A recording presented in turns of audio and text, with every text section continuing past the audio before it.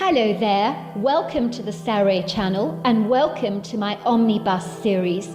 I've got so many of these omnibuses that are going to come out so that you'll be able to listen to an hour's worth of stories, which I know you're going to love. You know, the thing is that telling stories is such a fine art, and it's something that was practiced hundreds of years ago when people didn't have the technology that we have today. And everyone would gather around the fire and listen to a wonderful story. And also, what is so wonderful about a story is that personally, I think it is the best way to go to sleep. Every night when I go to bed, I always listen to stories. And that's something that parents used to do with their children. It's something that they still do with their children. There's nothing better than a good story. And so I hope you're going to enjoy this series. And before we start, I just want to say, do subscribe to my channel because you don't want to miss out on anything.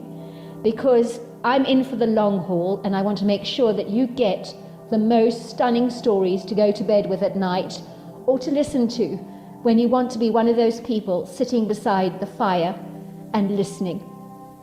Don't forget to subscribe to my channel and let's get started. I hope you're going to enjoy the omnibus. Dear Sarah, and all your lovely listeners, my grandfather had moved in with us, as my fastidiously protective mother claimed, with the threat of coronavirus sweeping the nation. Many elderly people were succumbing to the virus. She felt a great deal more secure knowing that Gramps was tucked away safely under our roof, out of harm's way. "I don't trust those nursing homes," she exclaimed. "Never have, never will. I'm sorry, but we really must insist that Gramps moves in with us." At first my Gramps was hesitantly reluctant to move in with us, claiming he didn't want to be a burden, and that sooner or later we would get so sick of him we would be begging him to leave. "Nonsense," my mother had exclaimed. "We could never get sick of you, Gramps." Regretfully, when Gramps moved into the bedroom suite on the lower wing of our double-storey house, we really knew little about him, as he had been living in a retirement home in Nebraska. We currently reside in Oklahoma, which is situated on the south central and southern plains of the states, bordering Texas, where we live in the pretty suburb of Nicholas Hills. It was only on very sporadic occasions or isolated celebratory events, like Thanksgiving and Christmas, that we ever saw our grandfather. We considered him to be a congenial man, but in truth we barely knew him at all. It was as if he was swept in and out of our lives like a feather blowing in the wind. If I'm being blatantly honest and very candid, I know it sounds inconsiderate, cold-blooded and callous, but I never warmed to the idea of the elderly man moving into our home, as I thought it would cramp my style. I'm about 22, and I doubted that, taking into consideration the huge generation gap between us, that we would have anything in common. I was to find out I couldn't be more wrong. My grandfather may have been wearing an older biological suit than mine, but other than that, he was not much different to myself. He was worldly wise, astute, perceptive, and very discerning, much more so than me. By all accounts, it would appear that throughout his tempestuous life he had gone through experiences that could teach me a thing or two about life. I have come to appreciate that older people can definitely help you avoid making the mistakes they did when they were your age. So it goes without saying that before long I began to enjoy having my Gramps around, as he became my very best friend. One day when it was raining cats and dogs outside, I was sitting with my Gramps on the opposite side of the kitchen table, tapping into my cell phone to connect with social media, while my grandfather was reading a Stephen King novel. I glanced out of the window to see the rain bucketing down, gushing down the drain pipes, while the baby cypress and black walnut trees in our front yard glittered with the silvery raindrops. The air was filled with the refreshing scent of petrichor. "Do you like scary novels?" I asked my Gramps, eyeing his Stephen King book beadily, that was so large it looked to be the size of a brick. "I mean, Stephen King, he writes some really grisly stuff, doesn't he? I do remember watching his gripping movie, Pet Sematary, wasn't it? Oh, it gave me the chills. I think a dog came to life with something." My grandfather stroked his moustache reflectively, putting down his book on the table. "You know what, son? You're absolutely right. I don't know why. Maybe the scare gives me some kind of a thrill, like you get when you go skydiving on a plane. Of course, it's intrinsically different when you experience a horror for yourself. Quite different then. So what was the scariest thing that ever happened to you, Gramps, in your long life? Have you ever been seriously scared? Oh, I've been scared a few times, said my grandfather. But you haven't got a story as gripping to tell me as your Stephen King novel, I challenged cheekily. Well, I might not have a Stephen King story to tell you, but I do have a story that you would consider quite exceptional. It happened to me a long time ago, when I was a young boy living in Tennessee in 1954, when I was 12 years old. Do you want to hear it? Go on, I said, putting down my cell phone. I'm all ears. And this was the story he told me. Believe me, nothing prepared me for this. I grew up in a small wooden cabin in the Tennessee mountains. It was a very tough life. Life was hard in those days. Money was in short supply for us. However, for most under Eisenhower, the American economy was booming very nicely, thank you very much. But for those of us living in Tennessee, you could see we were left behind, almost forgotten, caught up in the debris of our impoverished lives, a fly in a spider's web. My mother had 3 children, but my 2 sisters were between the ages of 3 and 4, while I was 12, so obviously I was a lot older at the time. We had a good life, despite our lack of financial advantages, as when you grow up in poverty, you manage to adapt. You find resourceful ways to entertain yourself. I spent much of my time playing out in the woods, looking for insects under rocks, throwing rocks into the creek, even using my father's wood-carving tools to make all kinds of wooden ornaments and toys. I made things like wooden fishes, horses, dogs, even bowls for my mother. You know, that sort of thing. I did have a friend called Louis McGruman that would sometimes play with me, but a lot of the time I was left to my own devices, so I had to be resourceful, industrious if you like. My mother liked me playing outdoors. She loathed me getting under her feet, as our cabin wasn't exactly very big. The one thing I did realise was how lucky I was to live in this part of the world. I assure you, once you live in a place like Tennessee, it gets under your skin, as the place never ever leaves you. It stays with you. It is the birthplace of country music, convivial church communities, whiskey, hot spicy chicken, barbecue, and so much more. It's the golden sunsets, fertile valleys, tree-covered ridges, streams, gorges, rolling hills, exquisite mountains, transfixing beautiful views, and very crisp, fresh mountain air that can steal your breath away. At the time, my father was working for a local cattle rancher, helping him manage his illustrious cattle herd. He hired 2 farm hands to help him on his ranch. One of them was my father.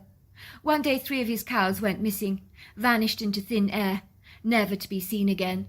The other farm hand that worked with my father told the cattle rancher that my dad had secretly confessed to him that he had stolen the cattle, which of course was a bald-faced lie. This provocative, inflammatory revelation meant that my father got the sack. The tragedy was he really needed that job, so he was so devastated. When he returned home, he was a crumbling heap of melancholia. I can still rewind that moment in time as if it was yesterday. You see, there are some things that leave an indelible mark or impression in your life, things you're meant to remember, as maybe within the intrinsic core of the memory lies an ineffaceable, deep-rooted, authentic lesson that needs to be learnt. On this unfading, impressionable occasion, my mother and I were seated at the kitchen table, having eaten some cheesy mashed potatoes and baked beans, although I noticed she was fidgeting with her food, barely eating a thing. The overwrought expression upon her face was anguished, doleful, desolate.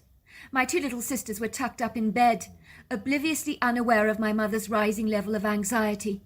We had 4 single beds all parked right next to each other, in the furthest corner of the cabin, which was really one large room, a bedroom, a kitchen, a living room, all rolled into one. Open-plan living at its most contained, you could say. So forget privacy, for we had none of that. It was about as simplistic, facile and rudimentary as it gets, but my mother, bless her cotton socks, made the inside of that cabin pretty and quirky. She was always on the lookout for little bargains to transform our cabin into a cosy nest. Believe me, that woman was a natural interior designer. She could make a silk purse out of a sow's ear. And even with her minimalistic wardrobe, every Sunday when she turned up for church, she looked like she'd stepped out of a bandbox. She was so well turned out. I remember my mother apprehensively kept looking at the clock. She was continuously sighing. "Oh, where is he? Where is he? Why is he so late?" She was working herself into a frenzy, tapping her fingers on the table. It was dark outside. My father wasn't back. This was most unlike him. I watched my mother pacing up and down the cabin floor like a wild cat in a zoo enclosure. She looked heartily relieved when finally my father walked through the cabin door. Her furrowed brow visibly relaxed, her tight, stiff posture loosened, her frenzied demeanour became calm. Suffice to say, the man that returned home to us that evening was not the same man who had left for his job earlier in the morning, with a joyful skip to his gait. This was not the father I was well acquainted with, the man who would come and thump me on the back, patting my mane of blonde curls, saying, "How you doing, son? How's your day been? Did you have lots of fun?" Instead, his comportment was so downcast, his head was focusing on the floor, avoiding any form of eye contact with us, while his body literally sagged like a drooping flower in the meadow. He looked wilted, dishevelled, ashamed, embarrassed.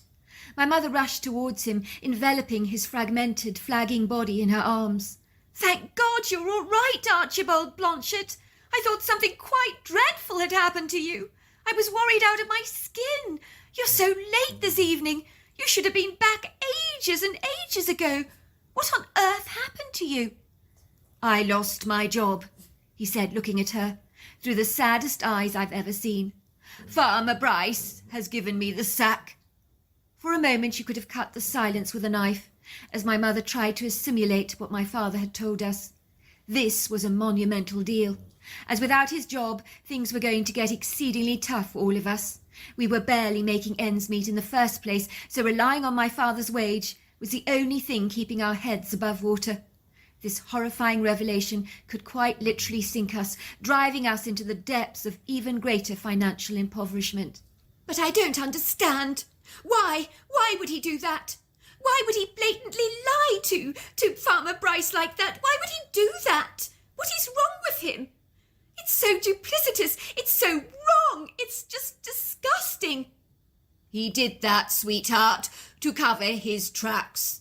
I think it's because he is the one that stole the cows, possibly sold them off. Who knows, but he didn't want to lose his job under any circumstances. So he cast the blame at my door. Simple, really. It's rather like the little eaglets throwing the weaker fledgling out of the nest, so that they can gain more for themselves at feeding time from the parents." "But didn't you tell Farmer Bryce that you would do no such thing? That you're against stealing of any kind? That this is not the sort of thing that you would ever do? That this is completely out of character? Didn't you try to fight? Didn't you explain?" "Of course I tried to reason with him. He wasn't prepared to listen. It was like talking to a brick wall. He'd made up his mind categorically that I was responsible for the theft. It would seem he can't prove anything without any real evidence, apart from the persuasive words of a farmhand like Kurt, who can be very persuasive if he wants to be. So he decided to sack me." "That's outrageous. He can't do that." "Oh, he can, and he has done it," said my father. "I'm sorry, sweetheart," he said, holding my mother in his arms. "I'm sorry to have let you down. I will try my damnedest to look for work in town, but it's not going to be easy." "Well, I'm not going to put up with this," said my mother, stamping her foot belligerently. "This is not acceptable. No way is this acceptable. How can Farmer Bryce do this? How can he sack you with no real evidence? Why would that iniquitous, nasty farmhand lie through his teeth like that? You know what the worst and the most unfair part of all this is? Is any speculative rumours getting out there of your purported thieving of Mr. Bryce's cows. If that gets out, who in their right mind is ever going to hire you for any kind of job? You know what folk are like around here. News travels faster than a wildfire, while rumours get out of control, like an infestation of lice." "Let's not go there, sweetheart. There really is no point in crying over spilt milk. What's done is done. We have to move on with our lives. Try to be positive."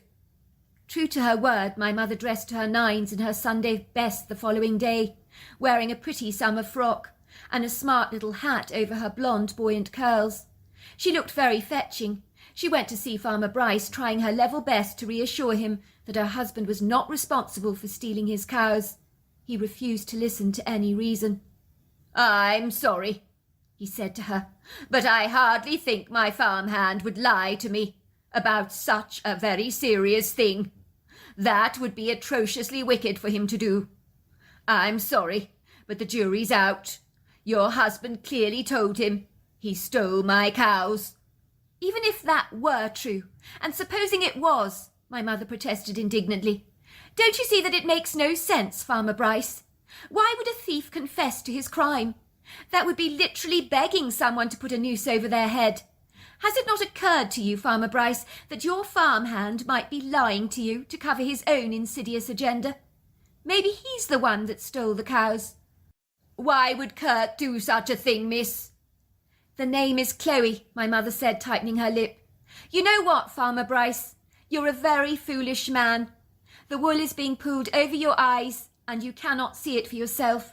Your farmhand is a duplicitous man. You need to watch him carefully, Father Bryce, because I assure you he will do it again. Don't say I didn't warn you." And with that my mother marched off defiantly.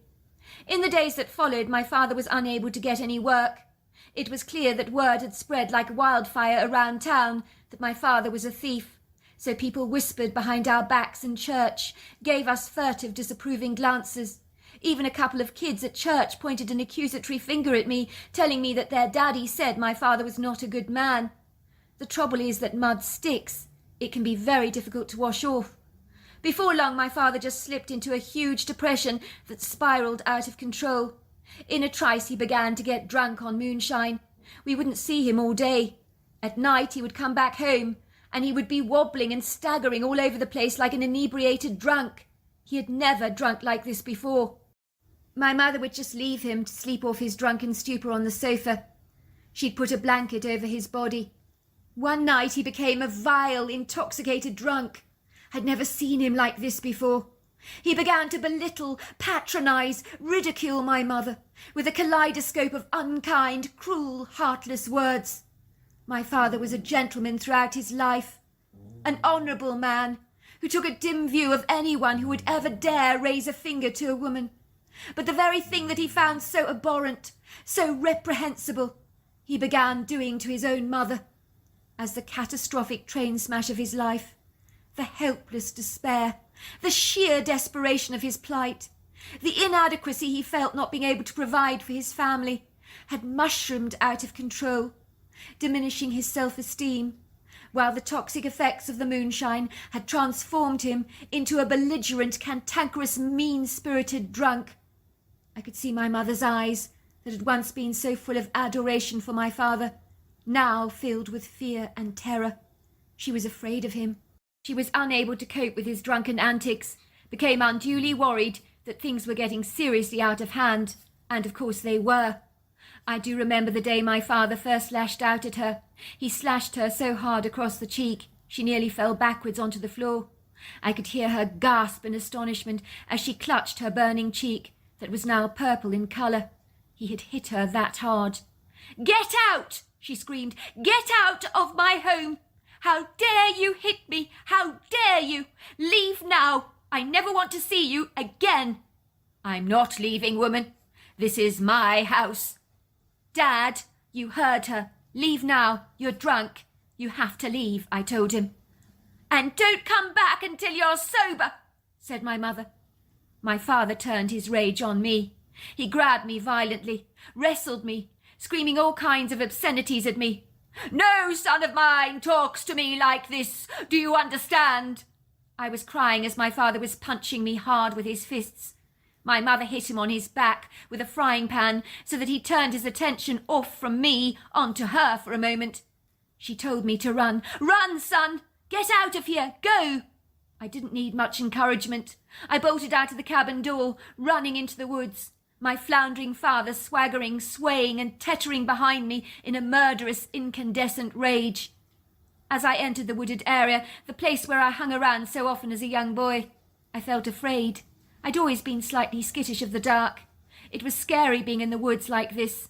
Everything was so different at night, menacing, intimidating.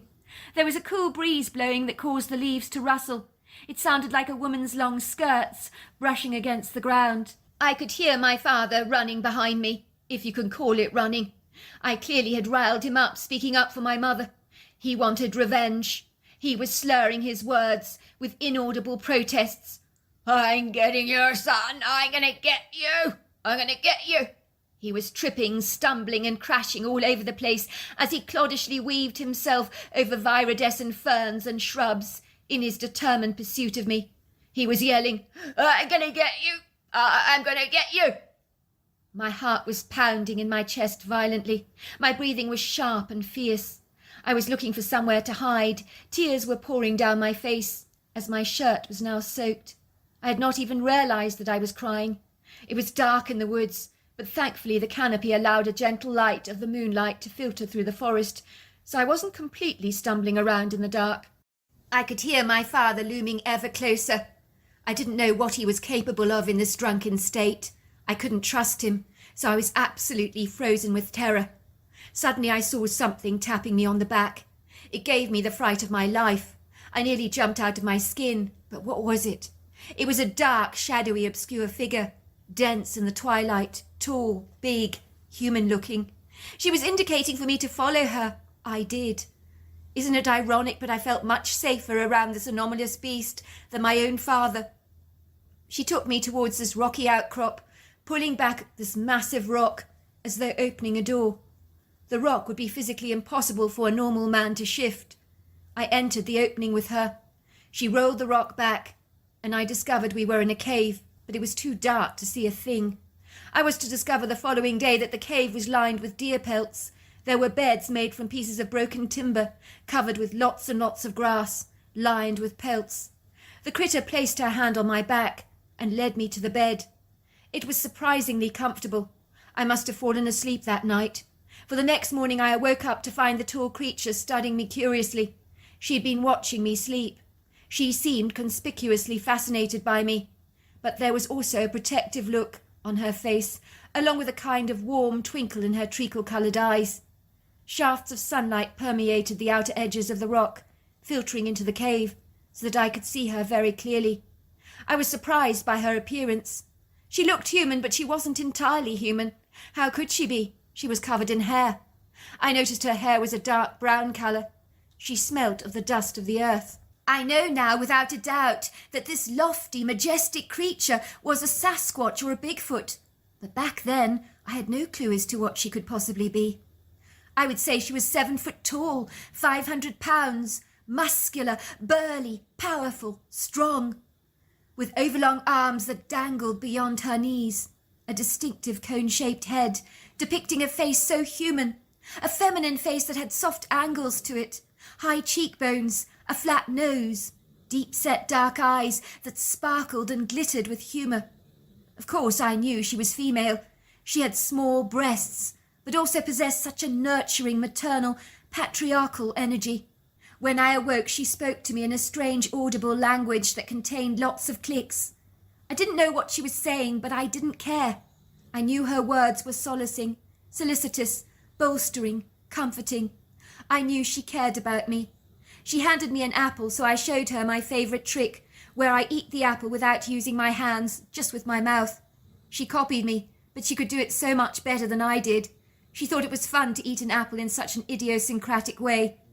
The creature rolled back the stone from inside the cave, pushing it away from the entrance, guiding me out, replacing the rock back from where it was. It was so seamless that when I observed the rugged outcrop, you could not see that there was an opening in there that led to a cave. You would never have known that in a million trillion years.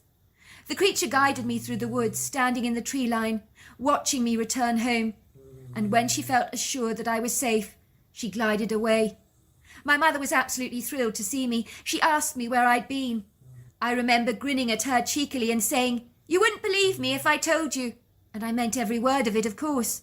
How would anyone believe such a preposterous, outlandish story? In their shoes, I certainly wouldn't. A day or so later, my father returned home, looking more than a little sheepish, apologising profusely for having treated my mother so badly, and for having chased me in the woods. He did admit he didn't know what he would have done to me. He begged for her to take him back, Of course, my mother's heart melted like butter, as she loved the bones of my dad. Shortly after my encounter in the woods with the strange, hairy humanoid, my family would receive little gifts on our doorstep, like a couple of dead rabbits, a turkey, rainbow trout, a leg of a deer. It was enough to feed a family of 5 and more.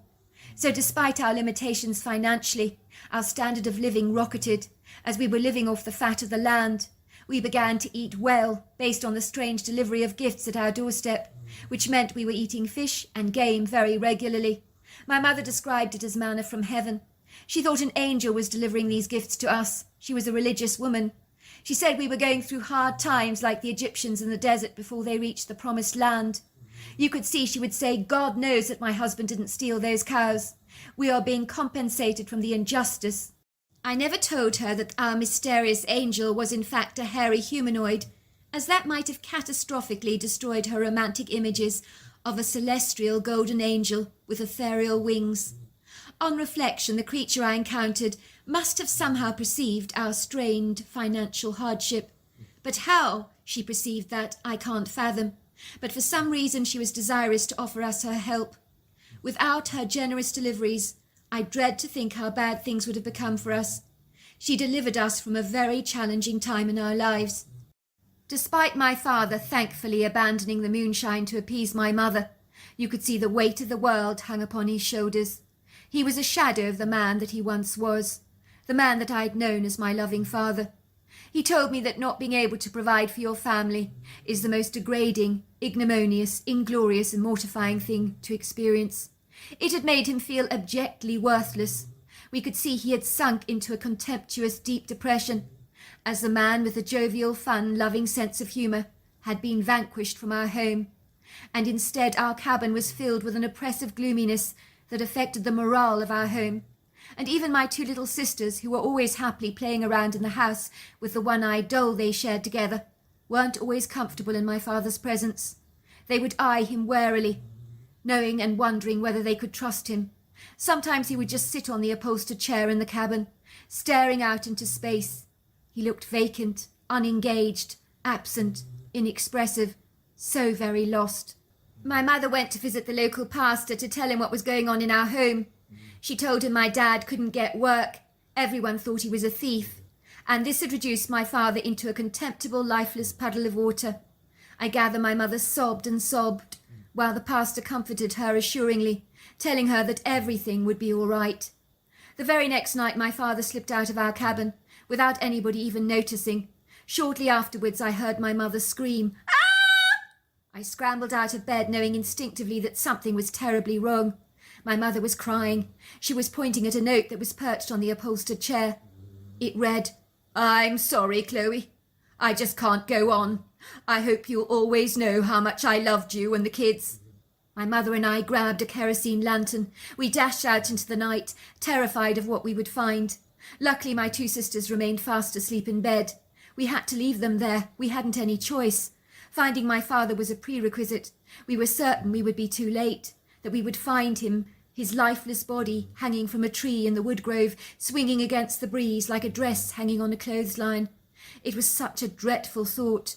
As I ran in the woods, I felt so very numb, as if all physical feeling had been expunged from me. I had a lump in my throat, complemented by a sickly nausea that rose up in the back of my mouth. Truly, I wanted to hurl up the contents of my stomach. I felt violently ill. My mother was as white as a sheet, her eyes wide with terror. She was muttering under her breath, "Please, God, no. Please, God, no. No, God, please. I beg you, God, please, no." I just remember the stillness of that velvety black night. Everything was haunting, so deathly quiet. You could have heard a pin drop, as the natural choruses of the night from the insects and the frogs had been extinguished, like the flames from a candle wick.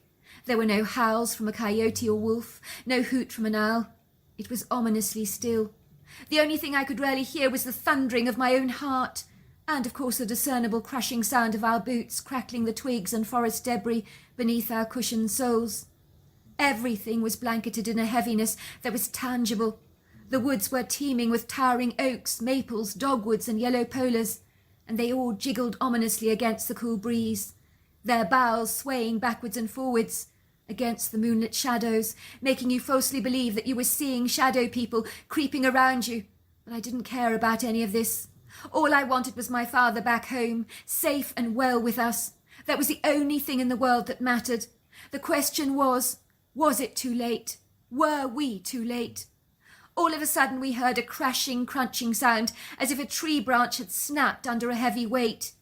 To date, it was the most terrifying sound that I've ever heard. Me and my mother hurriedly dashed towards the sound, terrified about what we would see. We saw a couple of raccoons climbing down a snapped bough, who hurriedly scurried away when they saw us. The relief we felt was immeasurable. My mother took her hand in mine, squeezing it tightly. "It's going to be fine. I promise you, it's going to be fine. We'll find him." After searching the woodgrove and finding absolutely nothing, I suddenly remembered the hairy woman in the woods. I wondered if she might have seen anything. "Where are we going?" my mother asked me, perturbed that I was leading her towards a rocky outcrop. Of course, I had no recollection where the cave was, as the rocks all looked uniform and undisturbed, but I knew somewhere in this vast mountainous outcrop was a cave where the hairy lady lived. I started to call out my father's name. Then something extraordinary happened. The rock rolled back, and who should be standing there but the hairy humanoid with my father? She was directing my father out of the cave. My mother was absolutely astonished. She couldn't believe what she was seeing. It looked like she was going to faint from the shock. In her hand, the hairy lady carried a rope with a noose around it. She pointed to my father, his neck, and the noose, looking directly at my mother. My mother said, "I know. He tried to kill himself. Thank you. Thank you for saving him." She ran towards the hairy lady, throwing her arms around her in gratitude. I think the hairy lady was surprised, but she seemed pleased by the kind gesture. She showed my mother that she was keeping the rope. She wasn't giving it to my father. I remember my mother started hitting my dad. "How could you do that to us? How could you do that to us? Why would you do something so silly?" Then she threw her arms around him and burst into tears. "I love you so much, sweetheart. Don't you dare do that to me again. Don't you dare do that to us again. Never ever think that just because you don't have a job that you're not worth anything. You're priceless in my sight." It was on Sunday when we went to church that the pastor began to preach about judgment. "I'd like to quote from Matthew 7, he said. "Do not judge, or you too will be judged. For in the measure you use, it'll be measured to you. Why do you look at the sawdust in your brother's eye, and not pay attention to the plank in your own?" If you think I'm quoting scripture, he continued, I am. But I'm also looking at my congregation, that I'm ashamed to say is full of hypocritical, self-righteous Pharisees, whom all have planks in their eyes, who have been very quick to judge a member of our flock with a cruel, callous heartlessness that makes me ashamed to call myself your pastor. I would have thought better of my own flock, a lot better of all of you. But each and every one of you has disappointed me bitterly. I can only imagine how you have offended, dismayed your heavenly Father in heaven, whom you so proclaim to love. Archibald Blanket, said the pastor, can you please come up here? My father staggered awkwardly to his feet, where he faced the entire congregation, while the pastor put a protective arm on his sleeve. Look at this man here. What do you people all do? When he was sacked from his job, accused of stealing 3 cows from Farmer Bryce, what did you all do? You all went around with fire starters, your poisonous tongues spreading rumours about this man, tearing his reputation to shreds like an old piece of clothing, ensuring that no one would ever offer him a job again. You contaminated and destroyed his reputation. Not only did you destroy his sense of self-esteem, his dignity, his self-respect, but you robbed his family of joy. You were the greatest thieves of all, merciless, repugnant, hideously vile, reprehensible, for you stole from this man his very soul. You robbed from him the joy of his family. You expunged all hope from him, so that he had nothing left to live for. You did that to him, Every one of you here is guilty as charged, without exception. Did one of you offer him a job like the Good Samaritan, who saw the downtrodden stranger on the side of the road in a very bad way, and lifted him out of the pit to help him? Oh, no, that would be too much to ask. For no, my congregation is high and mighty, too high and mighty for all that. The congregation was deadly quiet for a moment. No one said a word. Then one man courageously waved his arm. Pastor, I must apologize. I feel very ashamed. Everyone in this town has been speaking badly of Archibald. We let this happen among us. You're right, Pastor. We should be ashamed of ourselves. Very ashamed. Archibald, he said, addressing my father personally, please will you forgive the townsfolk for the way that we have treated you? My father nodded. Of course, he said. Of course I forgive. For the record, I'd like to stand before God and this entire congregation, swearing to you all that I never stole Farmer Bryce's cows. The man who'd expressed his apologies to my dad said, We all know, regardless of your innocence, Archibald, that we are the ones that have committed the greater crime here, far more insidious than the theft of 3 cows, for we have ruined a man's honour. He lifted his wife's hat off her head, which made her look up in surprise. I think we owe Archibald a very big apology. Anyone like to express their regret with their pockets? Anyone got a good job they can offer Archibald? In the days that followed, our family was treated like celebrities in town. The baker, butcher and grocer gave my family free produce. People sent my sisters brand new toys. The family was given clothes and shoes. Job offers began shooting through the sky like rockets. Better still, Farmer Bryce came to apologise personally to my father, exclaiming that he had to sack Kurt the farmhand, as he was the one that was pilfering the cows. I gather he'd stolen 3 more. Farmer Bryce gave my father 3 cows to compensate for having falsely accused him of taking them in the first place, but the pastor told him to triple it, and so my father ended up acquiring 9 cows and offered him an excellent job as farm manager of Mr. Bryce's farm.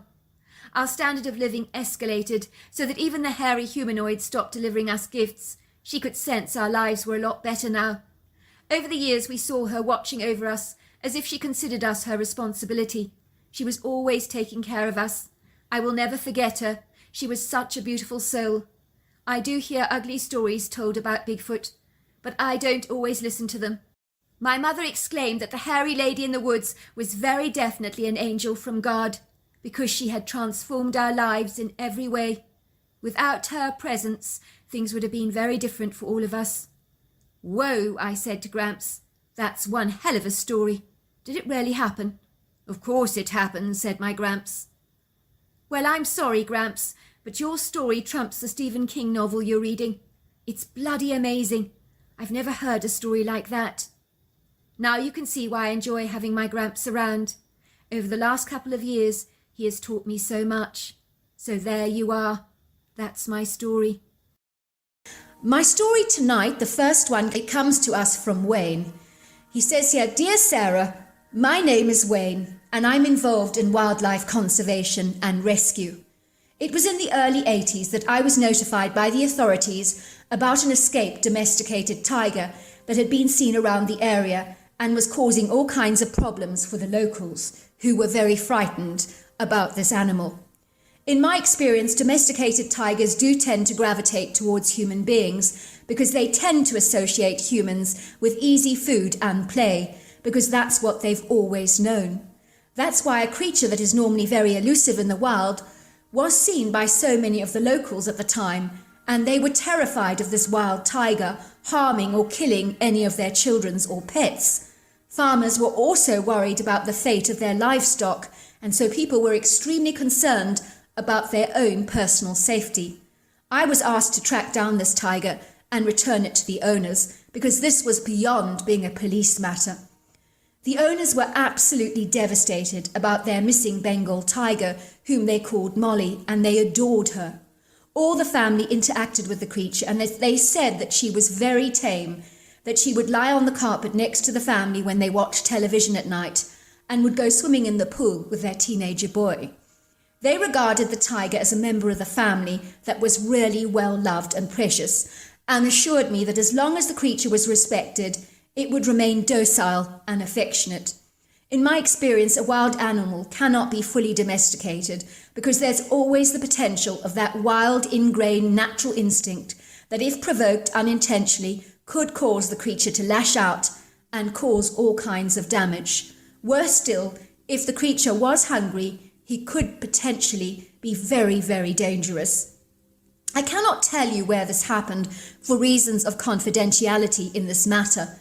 I will tell you that it was an area that was remote and rural, with thousands of square acres of natural forest, which is ideal for a tiger because they need lots of space.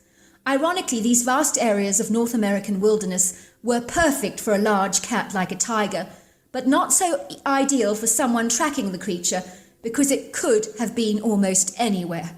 For me, the first port of call was to go and speak to the people who had had recent sightings of the creature. The one thing I knew was that it would gravitate toward human beings, and this gave me the strong hope that we would be able to recapture the creature quite quickly. I went to visit all the locals in the area who had seen sightings of the tiger, and so I began to get a brief idea of whereabouts the creature might be. I had been tracking animals for years, so I knew exactly what to look out for.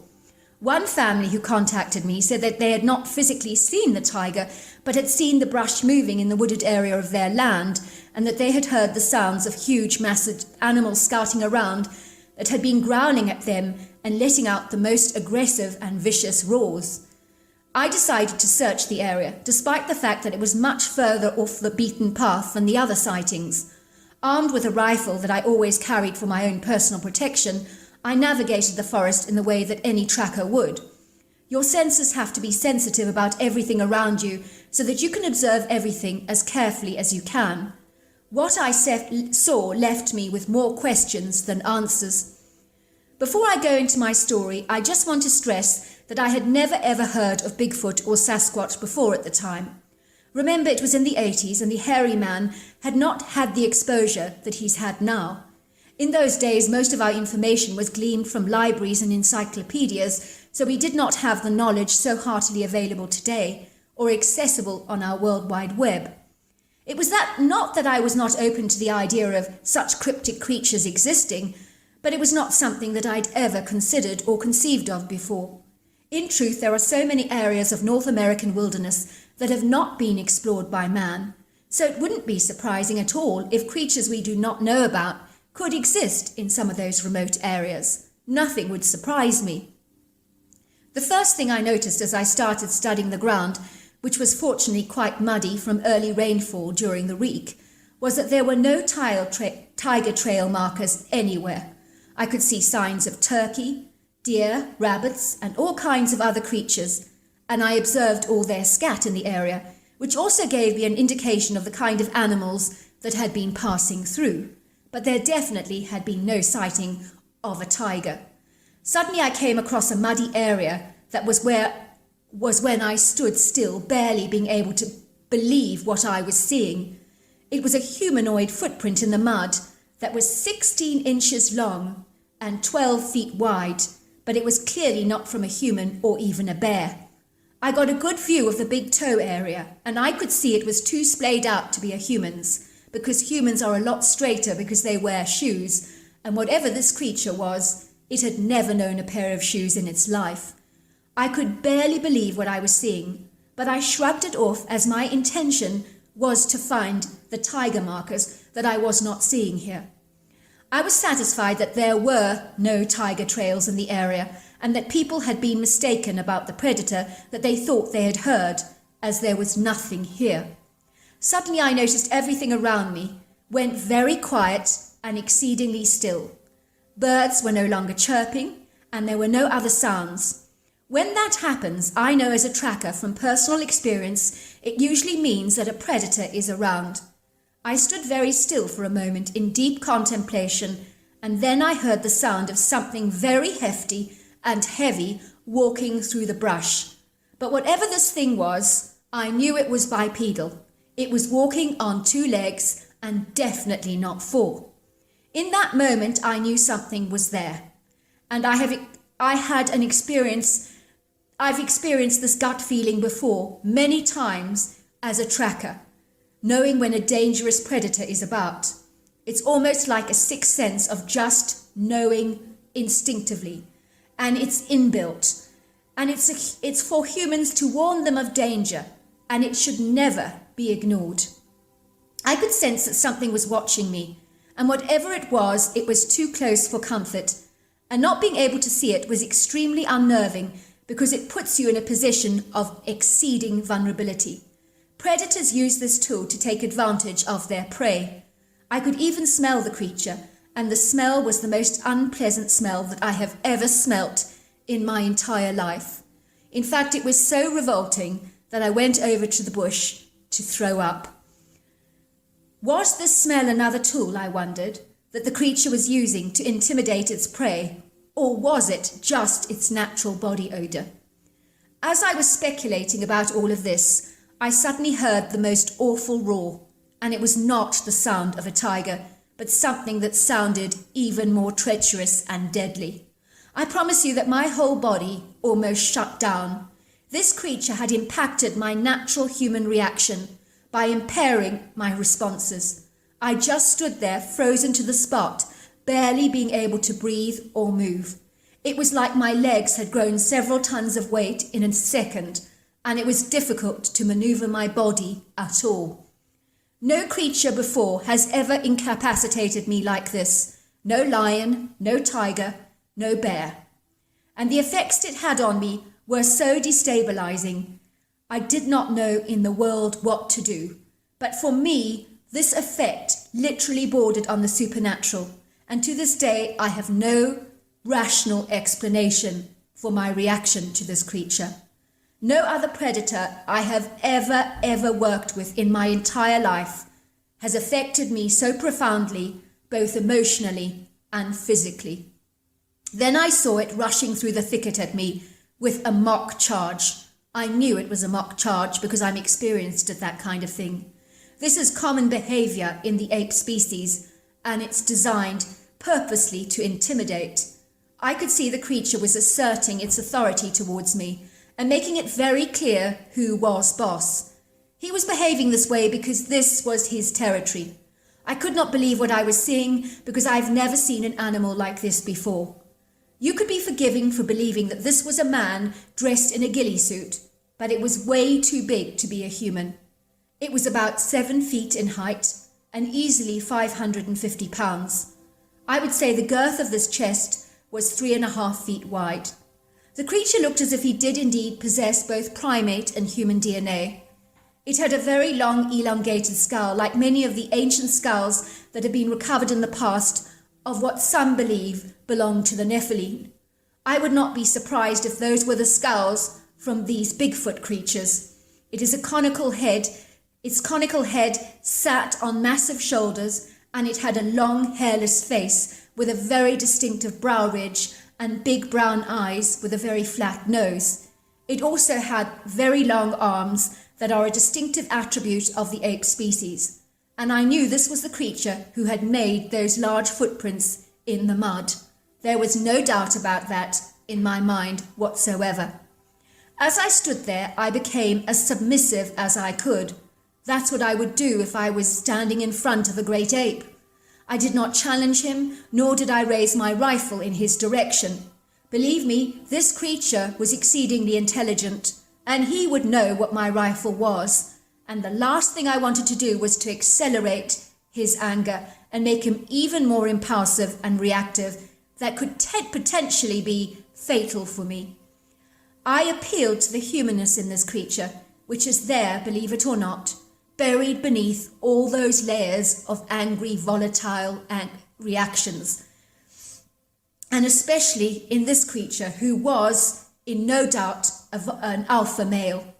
I diverted my eyes from the creature and played a very submissive role as possible, which is what I would have done if an ape were threatening me. I walked backwards slowly, facing the creature, but looking downwards, and I do believe he calmed down almost immediately.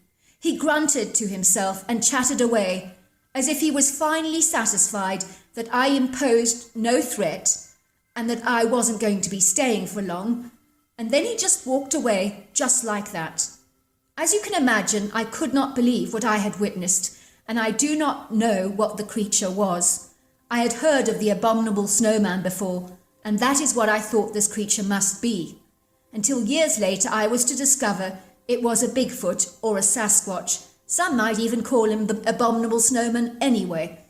In my profession, there are lots of disbelievers about this creature, so I have not shared my encounter with anyone I know.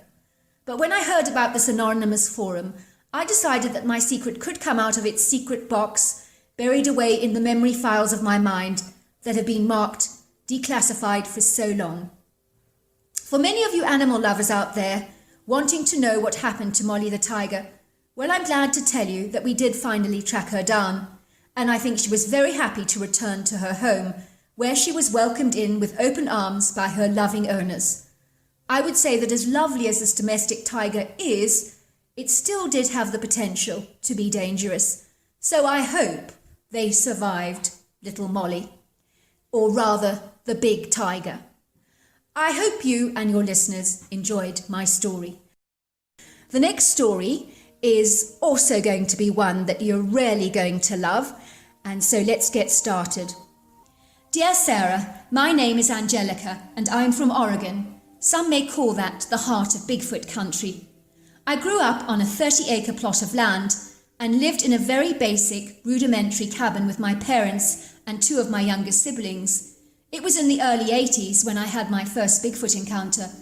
My mother was a stay-at-home housewife who manned the fort while my dad was doing jobs for the Forestry Commission. My mother was born to be a housewife because she loved her life raising us, taking care of the livestock and attending to our every need. As far as she was concerned, family was her world, and she went beyond the call of duty to give us the best lives imaginable, and she succeeded wholeheartedly. In those days, we rarely did live off the land like a proper homestead would. My mother grew us vegetables in the garden, and we would get milk and cream from our dairy cows, eggs from our free-range chickens, honey from our bees, and my father was a great hunter, and so we were well fed with fish from our stocked lake, chickens from our farm, and wild animals that my father killed on our land, which ranged from deer, turkey to rabbits. When my dad was away on a job after some early morning homeschooling at school, my sisters and I would spend our days exploring. My mother always kept her steely eyes on our every movement. The land had been in our family since the early 1800s and was very precious to my father and was something he wanted to keep in our bloodline for generations to come. Sadly, that was not going to happen. I knew no other life than getting up in the morning very early to the early sound of the dawn chorus, and to help my mother with all the household chores, which included feeding the chickens, collecting their eggs, or even hand-milking Matilda, who was my personal favourite cow. Later in the day, I'd help my mother bottle preserves, like strawberry jams and pickles, as well as prepare evening meals, which required relentless peeling of potatoes and chopping of vegetables, you know, the usual arduous stuff. One day we had a very unusual visitor come to our home. I do not know what her connection was to our family, but I believe her long since deceased husband had known my dad when he was a boy. This woman was one of the creepiest people I have ever met in my entire life, and if you had told me she was a witch, I would have 1,000% believed you. I think the thing that freaked me out about her the most were her yellow-brown serpent-like eyes that looked through you almost like a vulture scanning its prey from a great height. I could feel those terrible eyes devouring me with every look, and I just wanted to run and hide. "And so who is this?" said the woman, smiling at me with a toothless grin that set my nerves on edge. Why on earth did she have gums with no teeth? I wondered. Why would you go around just with gums and no teeth? It was so odd. "This is my daughter Angelica," said my mother, smiling and pushing me towards the lady as if half expecting me to give her a hug.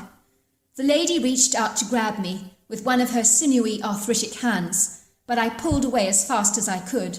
I did not want this monstrous woman to touch me. "We have got a troubled little soul here," said the lady, looking at me with a distinct look of disapproval. "Poor little mite, she's got a lot of learning to do." My father came into the room full of beams. You remember your step-uncle Niles, who died 5 years ago, he said to me. Well, this is his wife Trudy, and she's going to be joining us for dinner. Isn't that nice? Yes, I said.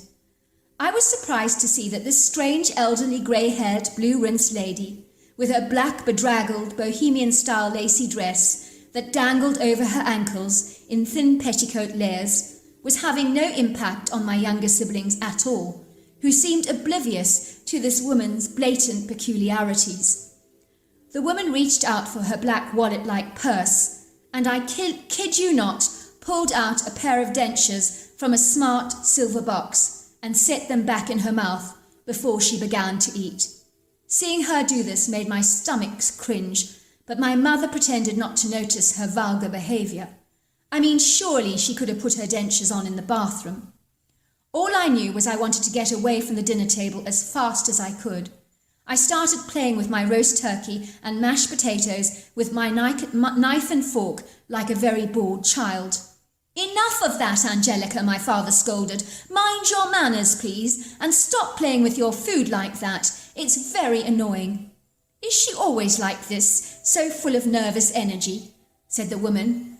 I cannot wait to read her palm. That will tell me a lot about her life purpose. I think you have an interesting one here, she said, speaking with her mouth so full that I could actually see her churning her food like a processor. It was disgusting. I grew cold with disgust. The woman really was a witch, I thought, and I was absolutely terrified of her reading my hand. Supposing she saw me with a crippling, disabling disease, or a terrible sudden accident or disaster in my future.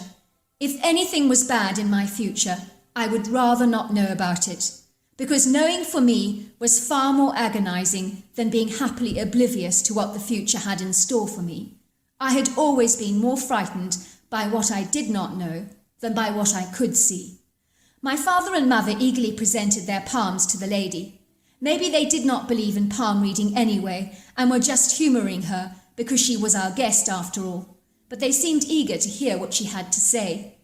The lady looked at my father's hand, and I could see by her dismayed, hesitant expression that something that she was seeing was not at all good.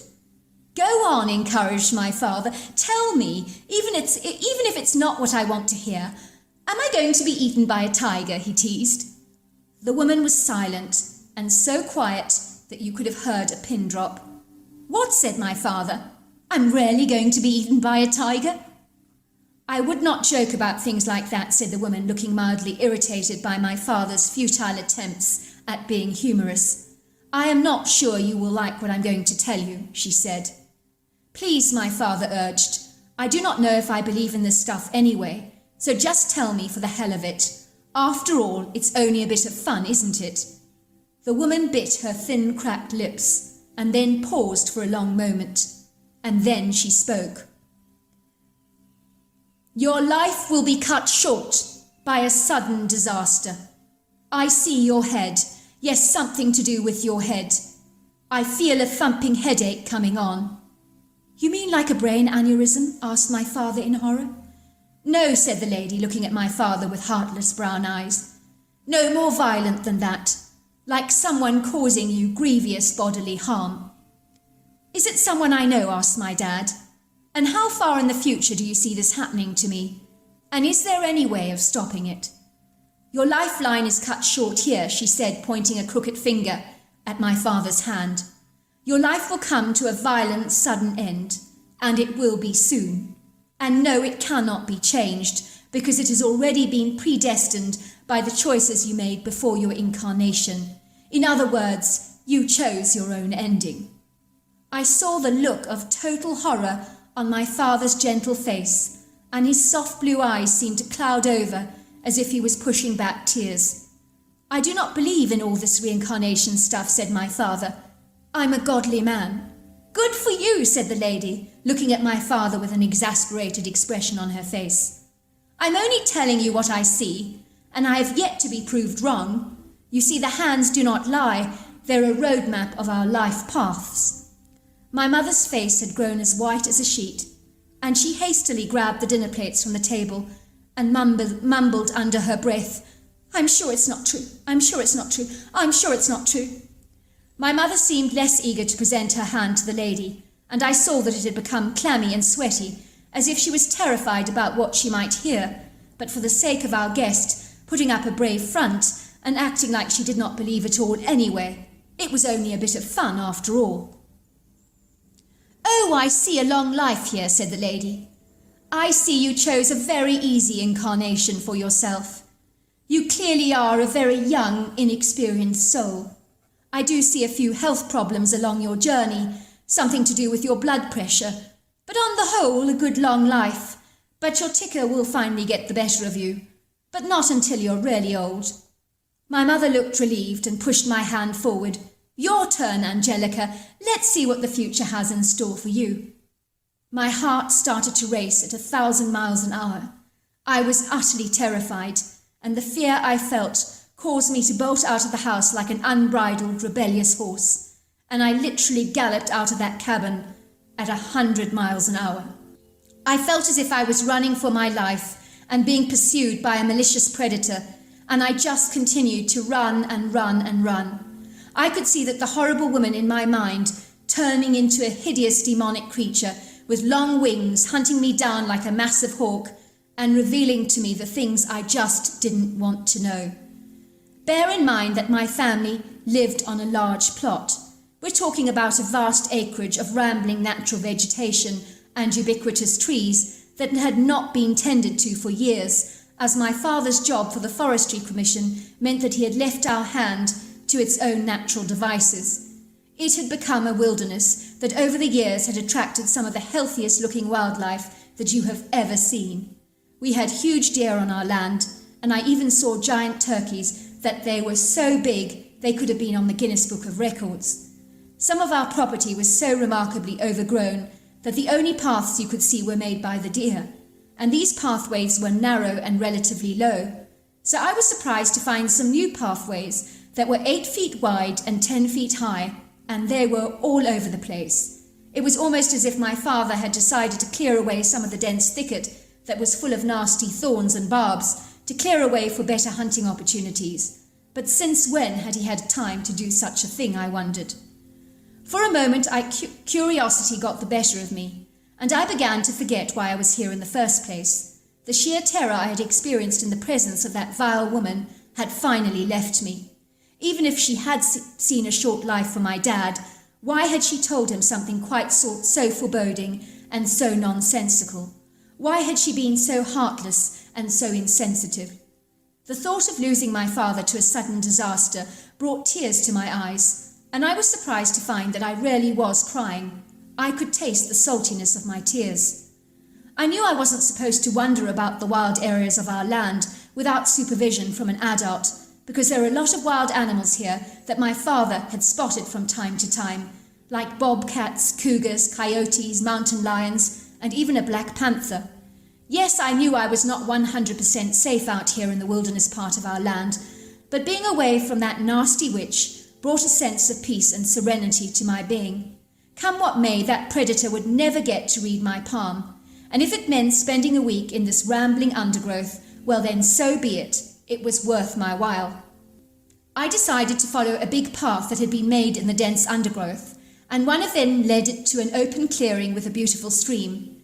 It was like I had found a magical secret spot all of my own, a real treasure to be sure, just like the secret garden. I felt this rush of childlike, whimsical delight and pleasure overwhelm my senses. I tore off my shoes and dangled my feet in the water, enjoying the fresh cold wetness on my skin. I surveyed the beauty of my environment and wondered why I had never seen this part of the valley before, when I had been exploring with my dad. I could see the blue-purple silhouettes of the tall mountains standing proudly against the azure blue sky, dotted with white fluffy clouds.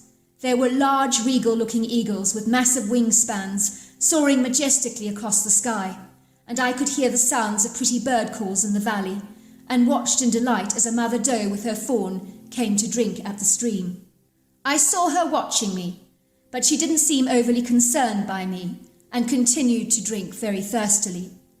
I did not know how long I spent in this open clearing, overlooking the glorious green hilly valleys. I had long since forgotten about my parents, who were probably wondering where I was by now, but I really didn't care. I had found this secret enchanting spot in nature. Besides, it felt great to be away from that witch.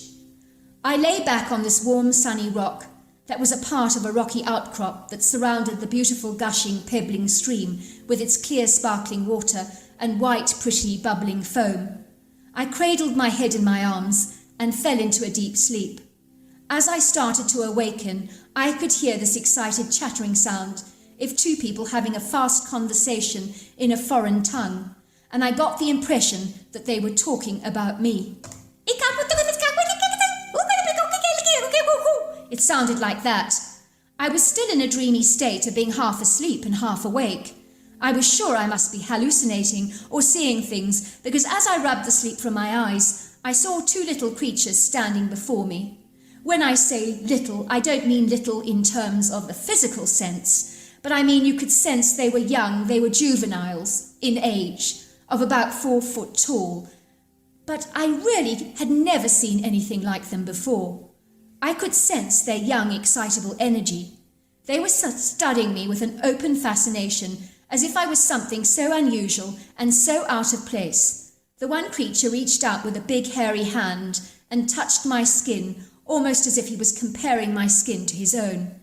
His expression was one of enthused awe, as if he was marvelling me like you would a great work of art.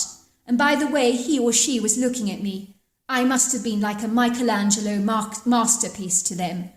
They both appeared to find me absolutely fascinating, but the feeling was mutual, because I was equally astonished by what I was seeing. I had never seen creatures like this before, and I did not know that creatures like this even existed in North America. If they did, no one had ever told me about them before. Not my parents, not science books, not anything. I reached out and touched the creature's hairless face, and marvelled at how velvety and smooth the skin was. The creature had warm brown eyes that were friendly and inquisitive, had a prominent forehead, a flat nose, and thin lips. The only thing I can say about the creatures were that they were definitely primates, but they were also very definitely human. And I think it was that humanness that we identified in each other that made us relatable. Even though I did not understand what the creatures were saying, they would mimic their intentions, and their acting was brilliant. I could almost understand them, even though no words were spoken between us. Suddenly both of the creatures looked in the distance, as if they could sense someone was coming, and then they hid me behind a large tree trunk and made gestures for me to stay quiet. I felt as if they were hiding me for someone they knew would not be pleased to see me. Suddenly I noticed everything in the valley went very still and quiet, and then I heard this heavy sound, rather like a really stocky bull walking through the undergrowth. Standing there, I saw this massive creature, which must have been the creature's mother, because she was 8 feet tall, 800 pounds, and had a pair of dangling breasts that had lost their elasticity due to gravity. The creature was covered with brown cinnamon hair, with red tufts growing through. Her hair was smooth and long, and it shone in the midday sun, like a healthy head of hair would. The mother had a very obvious cone-shaped head, which was not as blatantly apparent on her youngsters, and she had virtually no neck, and the hugest shoulders and the smoothest face I've ever seen. Her body was long and lanky, her legs slim and muscular, her arms and chest were enormous, like a first-class athlete that performs in major marathons. The creature was agile, strong, and incredibly muscular. I was glad to be hiding from her, because her sheer size intimidated me, and a one-on-one encounter would have been very frightening for me. She continued to chatter with her kids for quite a time, and in my opinion they were speaking a very clear primate language. Suddenly I could hear the sound of human voices in the valley. "She could be around here," I heard one man say. I could hear my mother crying out in dismay, "Angelica, Angelica, Angelica, where are you?" I realised that my mother had called out a search party with all the locals, and they were looking for me. I have never seen creatures react as fast to human voices as these creatures did. I watched the juveniles jump onto their mother's back with the agility of a monkey, and they scurried up the foliage of a large tree, where they seemed to squirrel themselves to the top of the large canopy, and almost become one with the green leaves at the very top of the tree. I do not believe you would have spotted them in plain sight. That was how invisible they became.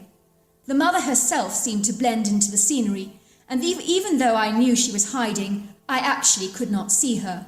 It was like she had vanished and disappeared. Suddenly I saw my mother, and she looked so frantic and hot and bothered that I ran out of my hiding space to comfort her. "Oh, Angelica," my mother cried, "why did you run off like that?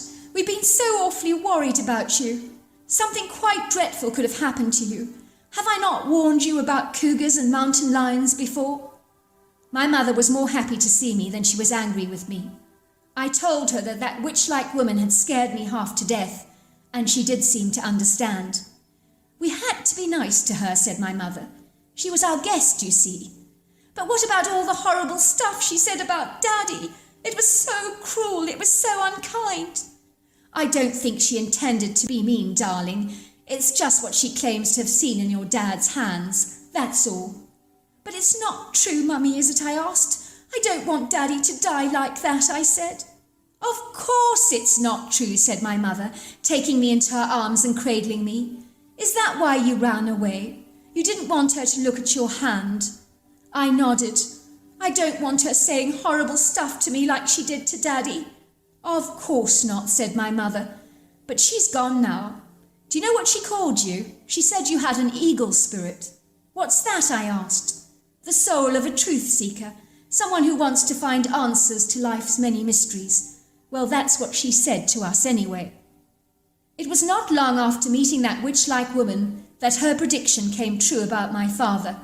He was in a restaurant one day with some members of the Forestry Commission, including their wives, so my mother was there too. There was a shootout at the restaurant involving the 4 robbers. One woman in the restaurant fainted in terror when the robbers demanded that everybody in the restaurant open their wallets and hand over their jewellery. My father rushed to this lady's aid, and one of the ladies shot both my dad and the lady at point-blank range, and they were killed instantly. After my father's untimely demise, my mother sold our land against the wishes of my father. I think he would have understood, though, why she needed to let go of the place that held so many beautiful memories for her, which were haunting reminders of her dreadful loss. We finally sold up and moved to Boston, where my mother became a head baker for a local cake shop. My mother never married again, but she did develop high blood pressure, but is still going strong at 80 years old. All these years later, I think about my encounters with the 2 young creatures, which I now know to be Bigfoot or Sasquatch. It was only by chance I discovered a program that talked about these creatures as being elusive and impossible to find. I do believe that to be true, because they do know how to blend in with their environment, and I think they do that for survival. I would not mind betting that people have directly looked at a Sasquatch in plain sight and never seen it, even if it was yards away or in touching distance. Nothing would surprise me about those creatures. Dear Sarah, and all your lovely listeners, my heart was heavy, weighted down by the oppression of my regret, and of all the missed opportunities in my life that I'd thrown to the wayside and dismissed due to the bull-headed way I sometimes handled things. I sat by the crackling fire, watching the golden flames dance around the timber in the hearth, as it spitted, popped, hissed and sizzled. There was something rather reassuring about a cosy warm fire on a cold winter's night, but even the fire didn't warm the coldness in my heart. I sat back on my leather recliner, lifting up the leg area, flickering the control on my television, but every station did not resonate with me. It was absolute drivel, from boring sports commentators to television presenters putting on those dreadful, cheerful laughs. When you're feeling as flat as a pancake and as grumpy as a belligerent badger, those fake laughs can be so nauseating. I sighed and poured myself a Manhattan, taking a huge swig of the pungent cocktail to console myself. As soon as the alcoholic beverage hit the back of my throat, burning it slightly, I felt relief, so I poured myself another. That was so much better. I glanced around my Seattle apartment with a cursory look. It really was a man cave that could certainly do with a feminine touch. It was begging for a touch of the savoir-faire to soften the rough edges of my apartment. A vase of flowers, some attractive curtains, some interesting artwork would not go amiss in this apartment of mine. that was begging for a woman's finer touch. Indeed, many of my former female guests had remarked on how stark my home actually was. My living room boasted a large bookshelf that extended across the entire right-hand side of the wall, bursting to the seams with detective novels. There was a chunky brown leather settee with a furniture that was designed for comfort rather than elegance. A large ornate walnut coffee table. On its surface was a bowl of fresh green apples, along with the in-house telephone, a notepad and pencil. There was a large fluffy cream rug that graced the oak wooden floors, and of course central stage was the stunning fireplace with the oak mantel, balancing a few of my knickknacks. The walls of my home were undressed, apart from a picture I'd bought at the flea market of President Abraham Lincoln, who was positioned over the mantel in my living room. Sometimes I had drunk a little too much.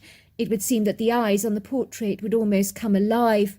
It was at times like these that I would toast Mr. Abraham Lincoln himself, as I was doing so now with my Manhattan. "Good evening to you, good sir," I said, swinging my glass towards the picture. "May God bless America." Interrupting the precious silence was the nagging sound of the telephone. I lifted the receiver. "Hello, darling," came my mother's voice. "Hi, Mum," I groaned. "Sweetheart, I'm worried sick about you. You haven't been yourself recently.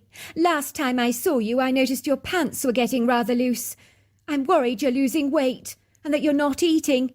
It's because of Melanie, isn't it?" "Mum, please, let's not go there.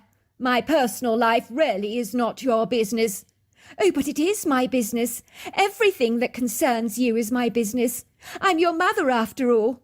If my son is distressed about something, I'd very much like to help. What on earth happened? I thought you and Melanie were so perfect together. What went wrong between the two of you?" "I'd rather not go there, Mum, if you don't mind." "Sometimes, sweetheart, it helps to talk about these things. I can see this breakup has hit you very hard." "I don't want to talk about it, Mum. Please, will you go now?" "Look, I don't want to be a nag, but you're keeping yourself warm, aren't you? It's freezing out there. There's quite a wind tonight. I worry that you're not eating enough." "Mum, I'm very warm. I'm sitting by a crackling fire, and I've eaten enough." "Good, sweetheart. I do worry about you. I'm your mother. It's my privilege." "Bye, Mum. Nice talking to you." I sighed as I put the telephone down. Why did my mother have to bring up Melanie's name again? It had been 3 months since I'd broken up with her. I was cursing myself for such an impulsive, off-the-cuff decision. It made me physically sick to think about what had happened between the two of us.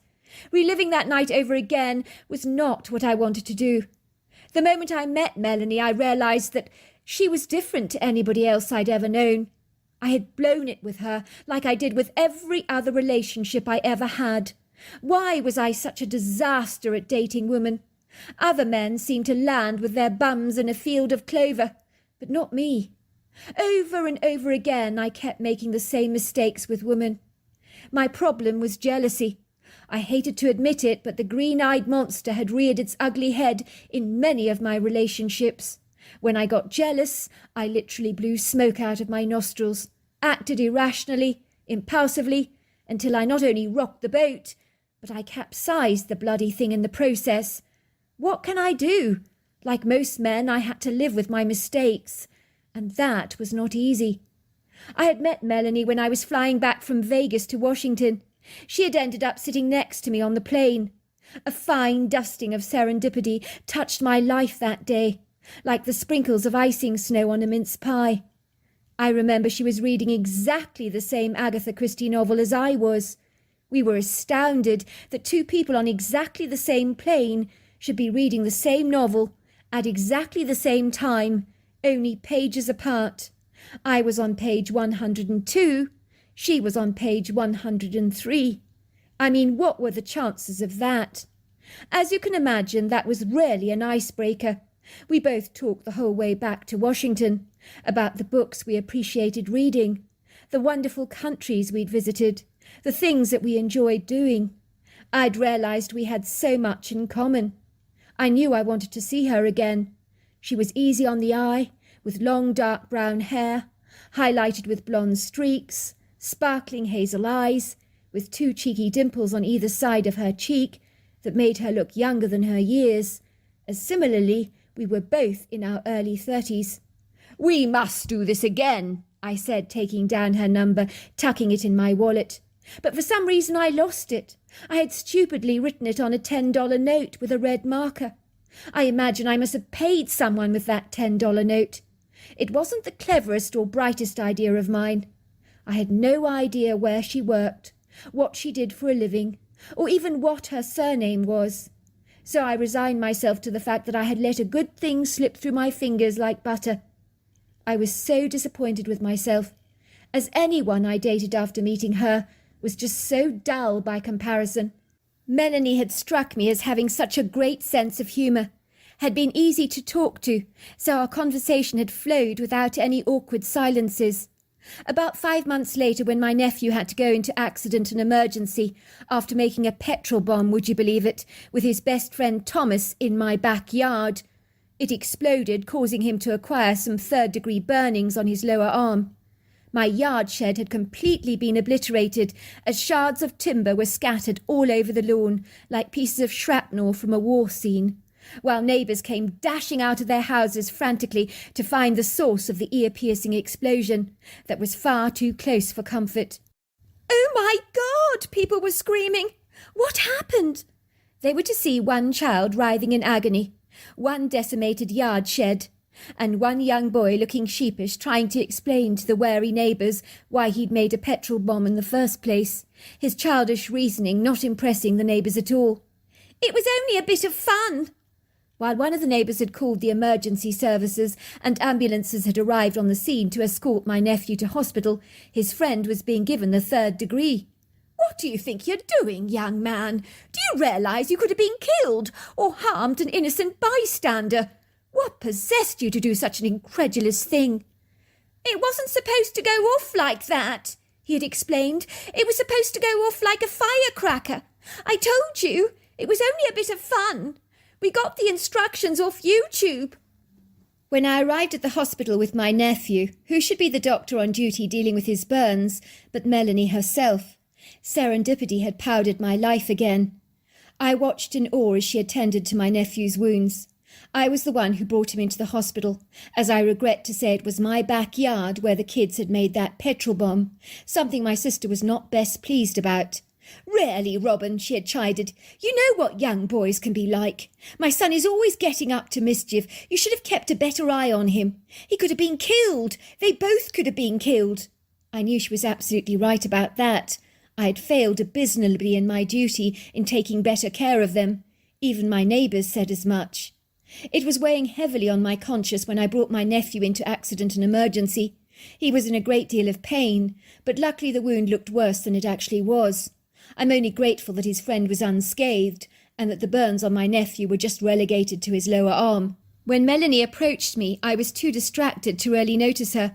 "The good news, Mr. Boxwell," she informed me, "is your son is going to be absolutely fine. He'll make a full recovery. Unfortunately, he will sustain some permanent scarring on his lower arm.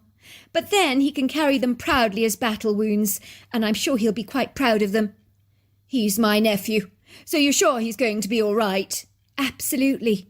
She then looked at me curiously. "You look familiar. Do I know you? Have we not met somewhere before?" That was when we both realised that we had met on the aeroplane from Vegas to Washington. It was Melanie. I explained I'd lost her phone number. I had intended to get in touch. "If you want to drink some time with me, you'll find me after work on a Wednesday night, having drinks at the bar on 3rd Street, she told me.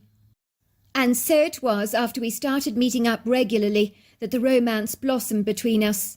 I was absolutely certain that she was the one for me.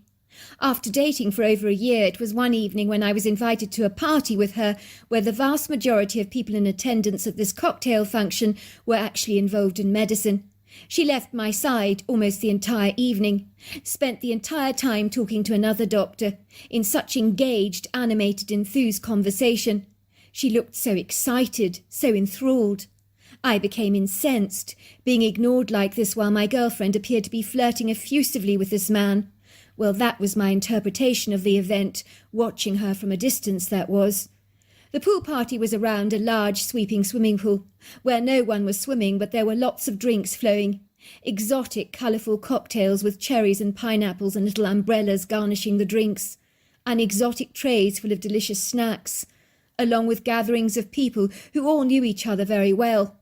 They drank champagne together, talking about medicine, so I truly felt like a fish out of water, as I hovered over the buffet table to get personally better acquainted with a platter of salmon bellinis and caviar that appeared to be beckoning me, calling my name.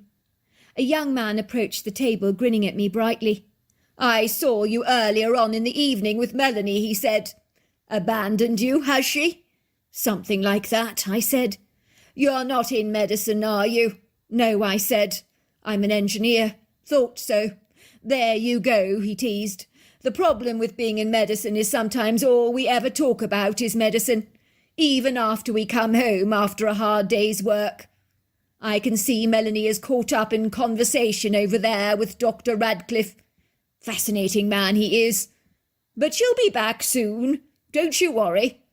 He was wrong about that, for Melanie did offer me some apologetic glances from a distance, even mouthing a few "I'm sorries," but she basically abandoned me all night.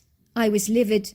My evening was spent parked around the buffet table like a spare part, having scant, meaningless conversations with people who were helping themselves to snacks, about the quality of the olives and where to source the best smoked salmon. At the end of the evening, as Melanie climbed into the truck with me, so that I could drop her off at her apartment, I piped, "I hope you're happy with yourself. Had a nice evening, did you? I'm glad someone did. I was bored as hell with only the olives and salmon bellinis for company. I barely saw you all evening. Thanks for ignoring me and abandoning me like that." "Oh, it was a brilliant evening," she said, her eyes twinkling, ignoring my sarcastic comments. "Do you know who that doctor was? Do you realise who I was speaking to?" "No, I don't. Neither do I want to. I could see you were getting very cosy with him." "It wasn't like that, Robin. This was the first chance I got to speak to Dr. Radcliffe about some of the pioneering treatments they've recently developed for burn victims. It's exciting, revolutionary stuff." "So you abandoned me all evening to talk about burns with this Dr. Radcliffe, did you? Do you realise I felt like a prize idiot standing there all on my own, looking so gormless, while my girlfriend is outrageously flirting with the man? How do you think that made me feel?" "I'm sorry. I got carried away. I'm passionate about medicine, passionate about burns. I wasn't flirting. I was excited about what he was telling me, about some groundbreaking breakthroughs, that's all. It was perfectly innocent." "You mean you're passionate about Mr. Radcliffe? I could see the way that you were ogling him." "You've got it all wrong, Robin. It wasn't like that. You're making me cross now. I'm sorry I abandoned you. It wasn't intentional. This was the only opportunity I had to meet Mr. Radcliffe myself. He's not the kind of person who socialises much. To be able to talk to him like this was such a fabulous opportunity. It was wonderful to be able to talk to him about cutting-edge treatments. They were so brilliant. I learnt so much this evening. The future in burn medicine is looking very promising." I gritted my teeth angrily, and then I said something that I couldn't unsay. "It's over, Melanie. We're over. I don't think we should see each other again." I spouted this angrily, my words spitting out like fire from a dragon's mouth. Melanie sat there staring out of the windscreen, not saying a single word. I could see there were tears brimming in her eyes. "Fine, if that's what you want. If you must know, I think you've been very unreasonable, very pig-headed." For the rest of the journey she kept her eyes pinned on the road. Then I dropped her off at her apartment. She climbed out of the car, slammed the door behind her, walked away, not saying a single word, but I did know she was crying. Regretfully, those were the last words I'd spoken to her. My pride had stopped me from calling her back. 3 months had gone by, and there were so many times I was eager to phone her, but I just couldn't. I knew I was the one that had overreacted, seen things that weren't actually there. My girlfriend was just guilty of meeting an illustrious, distinguished doctor with a remarkable reputation in the field of burns, who was able to tell her all about the innovative spearheading breakthroughs in burn treatments. She was just so fascinated about the subject that she had forgotten about the time, also about me. I suppose in the circumstances it was perfectly understandable, but for some reason I had said things I didn't mean to say, ended a relationship that meant the world to me. I knew I was a complete and utter and total fool. As I sat there pondering over this, so many regrets surfaced in my mind. I wanted to see my girlfriend again, but I didn't know how to go about breaking the ice or apologising to her. For all I know, she could be dating that Dr. Radcliffe fellow by now. The thought made my belly burn with indignation. The fire was now dying in the crate. It was cold out there with icy blizzard winds blowing. I could hear the winds howling outside, beating against the windows of my home, causing the boughs of the trees to sway vigorously. I just knew that I wanted to see Melanie. I didn't want to phone her. I wanted to see her right now, to apologise for overreacting. My mother's phone call seemed to have jolted me out of my slumber, brought me to my senses. I knew I didn't want to give up on Melanie, nor on us. So despite the crazy weather, I decided to take that drive in my car. It was a Friday night. I knew that on every second weekend Melanie was off. She loved to spend it at her parents' quaint wooden cabin in the countryside, an hour outside Seattle, where we'd spent many a happy weekend together. I'd go there right now, I thought. I was certain I remembered the way. Well, at least I hoped I did. A lingering dread hovered over the back of my mind, that she could be entertaining a new man in her life. Jealous twinges stung me like hundreds of jellyfish, as I remembered the way that my girlfriend had hung on to the acclaimed Mr. Radcliffe's words at that party, as if they were gold dust. Imagine if the two of them were together. I could hardly bear the thought. I knew I was crazy. I was mad, but my relationship with Melanie was worth fighting for, every inch of it. I just hoped that she would feel exactly the same. If she didn't, well, there wasn't much I could do about it, but I knew I'd never forgive myself if I didn't at least try. I threw on my anorak. The southwesterly wind was blowing fiercely, but I made the hasty dash back to my truck, climbing inside. There was a biting chill in the air. My cheeks burned as gusts of icy cold air thrashed them like cold slapping hands. It was a dark velvety night, with clusters of silvery stars twinkling from the earth's vast canopy, while a bright full moon caressed the sky with an effusive light, rendering the sky a light grey colour, which meant the visibility wasn't too bad. I sighed with relief. I knew driving in the dark could be exceedingly intimidating.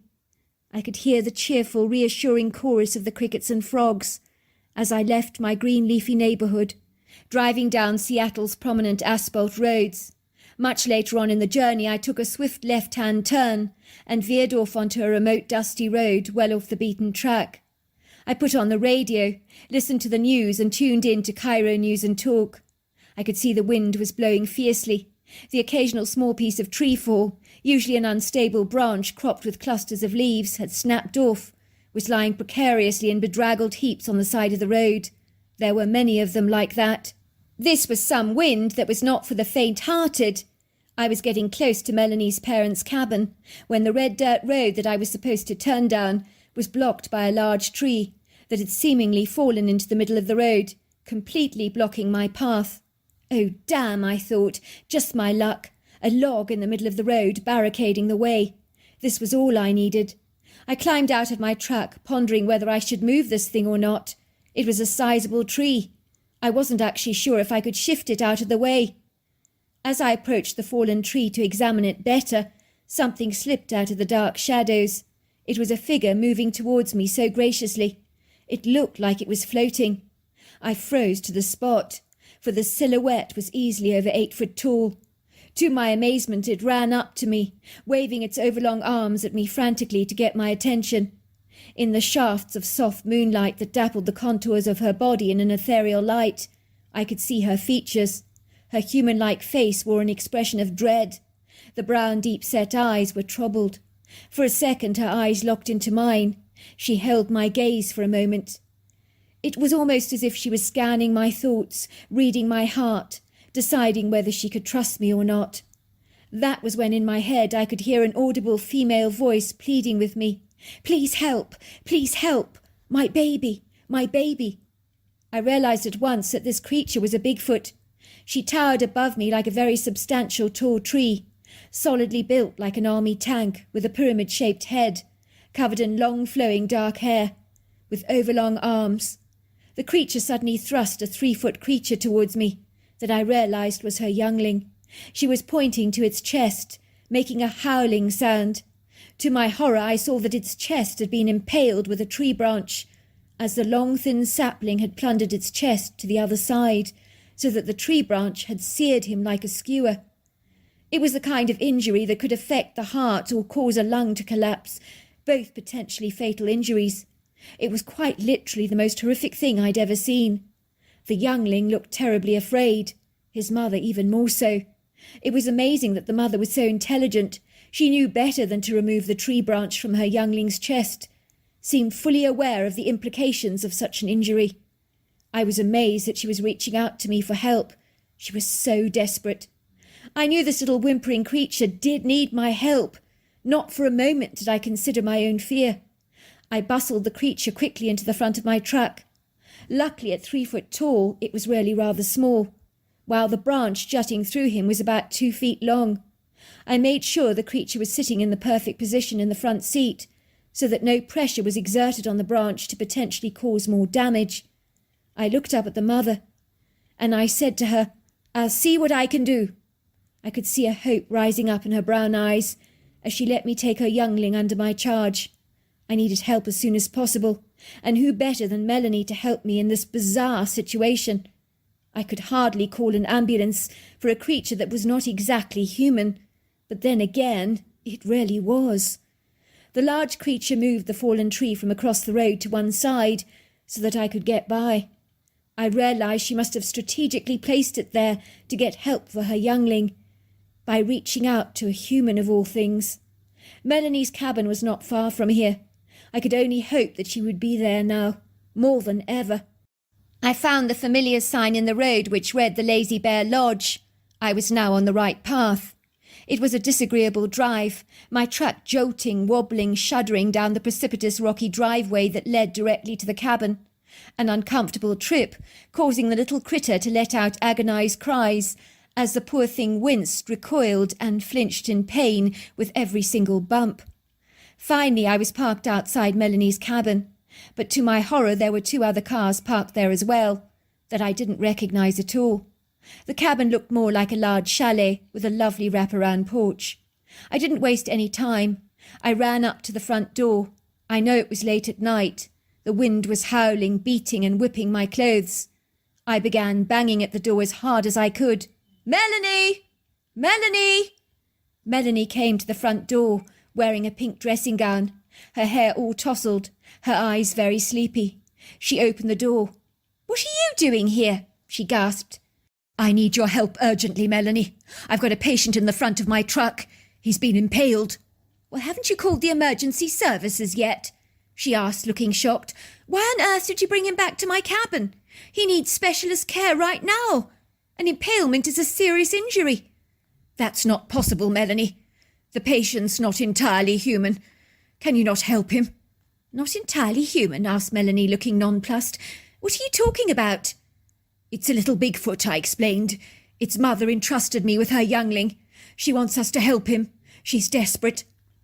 "What's going on?" asked 2 female figures emerging through the doorway, with worried expressions on their faces. Both women were also wrapped in dressing gowns. Their hair looked tousled like Melanie's. It was clear that all 3 doctors were spending a girls' weekend together at her cabin. I couldn't have been in better hands with this little Bigfoot. Melanie turned around to her friends. "We're going to have to help a little Bigfoot. It's been impaled. Naturally, we can't take it to hospital because it's not human. We have to work on it here, hope for the best. Are you up for it, guys?" "Is this some kind of a wind-up?" "A Bigfoot? No, you're joking. Are you really being serious?" came the stunned response. "I mean, are those things even actually real?" "Wait and see," I said. "I'll be bringing him in now." The wind whipped against us as me and Melanie ran as quickly as we could to my truck, helping to guide the little Bigfoot out of the door. The poor thing was whimpering. He seemed overwhelmed with so many human eyes fixated on him, staring at him in wondrous awe. as seeing a Bigfoot certainly astounded the doctors, as it had done for me.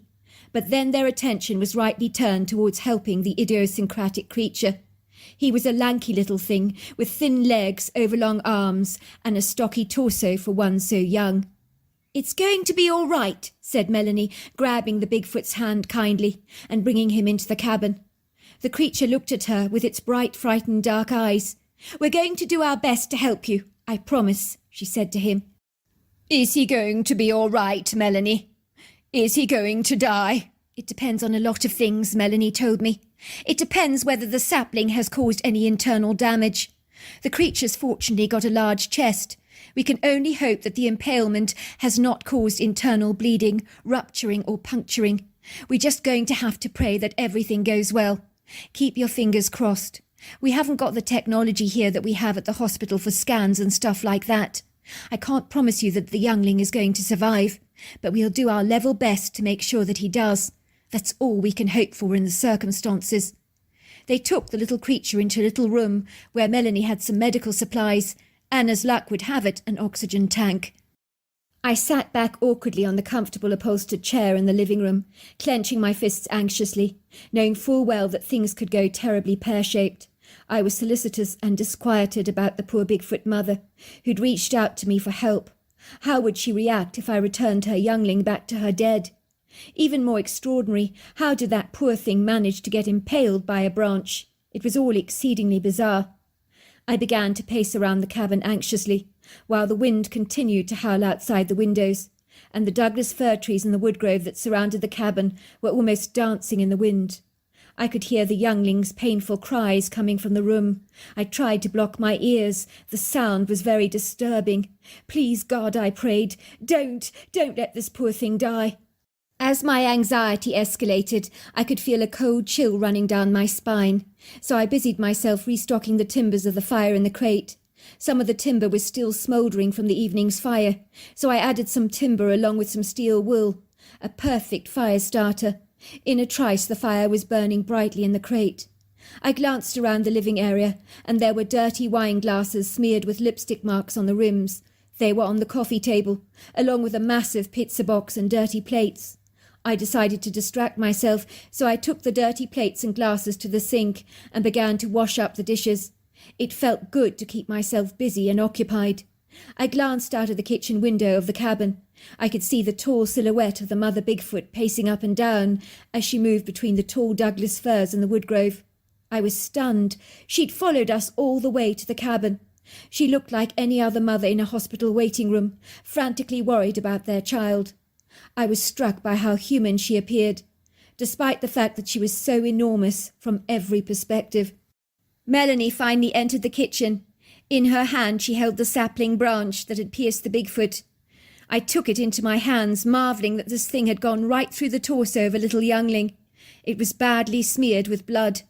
"I'm sorry," she said. "We did everything we could." Her face looked stern and very sober. I dropped the sapling branch on the ground, where it fell on the wooden floor with a crash. I wrapped my arms over my head and began to cry out in despair. "Please, God, it's not dead. Please don't tell me it's dead." "Don't be silly, I'm only kidding," teased Melanie. "It went seamlessly. The news is good. There wasn't much bleeding at all. The sapling branch didn't touch any vital organs or even touch the lungs, so he's a very lucky Bigfoot indeed. We've stitched him up very nicely and he's good to go, but he'll be a bit tender in that spot for a while. But no harm's been done, so it was an excellent job all in all." All three doctors entered the room smiling brightly, with very happy-looking expressions on their faces, with the little Bigfoot walking beside them. His eyes were so filled with joy. He darted towards the sapling on the floor and began chattering excitedly to us in a strange language as he examined it.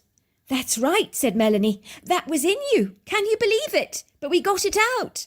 The creature began to bounce up and down like an excitable dog. "I think we should give him something to eat," said Melanie. "The poor creature's had a nasty shock." She rifled through her fridge, bringing out a large slice of apple pie for the creature. When presented with the apple pie, the creature lifted it up to his flat nose and sniffed it. Then he took a bite, loved the taste. He virtually poured the contents of the entire plate down his mouth, chewing it happily and presenting his plate back to Melanie for another slice. She couldn't refuse him. I think he ended up eating the entire pie, but nobody was saying a word. "I'll be back in a moment," I said. "I need to get the mother. I saw her in the wood grove anxiously pacing up and down between the Douglas fir trees. I think she's desperate to get news of her youngling. It took her an enormous amount of courage to reach out to me to get help. She even blocked the road with a timber beam so that I was forced to get out of my truck, which was when she approached me." "Wow, I'm impressed. That is incredible," said Melanie. "What a resourceful mother, who would stop at nothing to help her child, even if it meant reaching out to a human. She was clever not to remove the sapling pole from her youngling's torso. You go and get her, Robin." I opened the cabin door to be hit by the whipping currents of ice-cold air, and of course the howling wind. It was freezing out there. The wind had gained strength, so I felt as if my whole body was being punnelled against a powerful force, but I didn't even care. Out of the trees, a shadowy figure moved towards me so gracefully. Once again, she looked like she was floating. It was the Bigfoot female. I could see that her deep-set dark eyes were full of anxiety, but one look at me and she seemed to sense that the news was good, as a light came on in her eyes. It would seem her deflated, sagging body rejuvenated like a flower in the meadow after the spring rain has fallen, as it straightened, which made her body appear even taller. "It all went well," I said, hoping that she could understand my words. "We couldn't have asked for a better outcome." I felt like a doctor talking to a patient's parent after an intense surgery and giving her the good news. She clearly did comprehend what I was saying, as she let out a couple of delighted whoops and began jumping up and down on her legs for joy. She followed me to the cabin. The door was flung open by Melanie. It blew back violently against the log pole beams of the cabin. The little Bigfoot came tearing out of the cabin as fast as he could. He was faster than the wind, dashing towards his mother with the sapling piece in his hands, which he couldn't wait to show her. She threw him up in the air in delight, catching him in her arms. The youngling showed her the sapling piece that had gone through him. The mother examined it with an expression of absolute wonderment on her face. She rubbed her fingers across the wound. She looked impressed to see that the hole in her son's torso had finally been sewn up. The Bigfoot female looked at us. Her eyes were full of gratitude. She nodded to us, turned around and glided away, disappearing into the trees, while the wind kept howling. "Get back inside," said Melanie, pushing me back into the cabin, "before you catch your death of cold. That wind is not about to let up any time soon." "This is Robin," she told her two friends. "Robin, this is Alice and Jennifer." "Good to meet you," I said. "Thank you for helping me out tonight." Alice grinned. I knew it was going to be exciting coming out to the cabin for the weekend with Melanie, but I never expected to be operating on a Bigfoot. This has been one of the most exciting nights of my life that I shan't forget in a hurry. I'm glad we could help the poor little fellow. But even at such a young age, he had such a robust body.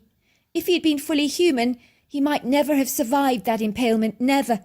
But he was built of tough stuff, that little thing. "Melanie, can I have a word?" "Of course," she said. "I miss you," I told her. "I miss us. I'm sorry for everything. I'm sorry for overreacting at that party." "No, I'm sorry. You were right. I shouldn't have abandoned you in the way that I did at the party. It was so inconsiderate of me, selfish even. I'm the one that should be sorry. I also miss you." To cut a long story short, I'm glad to inform you that me and Melanie rekindled the flame of our relationship. We are now happily married, have been so for 20 long years. Now I know better than to get jealous when doctors get caught up in discussing medicine.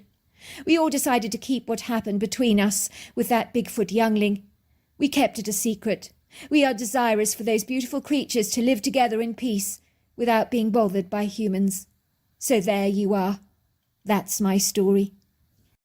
Dear Sarah and all your lovely listeners, I was about 23 years old at the time and was on a fabulous beach holiday in Southern California with my two best friends, Laura Matrose and Linda Schmidt. We were lying out on our colourful swimming towels, our heads covered in floppy sun hats, our eyes sheltered behind dark sunglasses, while reading our novels, basking in the gloriously warm sunshine, while we twiddled our feet in the soft exfoliating sand of Venice Beach, enjoying the pleasure of the soft granules sloughing our feet. We watched the undulating thunderous breakers crashing to the shore, moving across the sand in soft waves that filled in the footprints where people had once walked with water just moments before, transforming them into faint holes.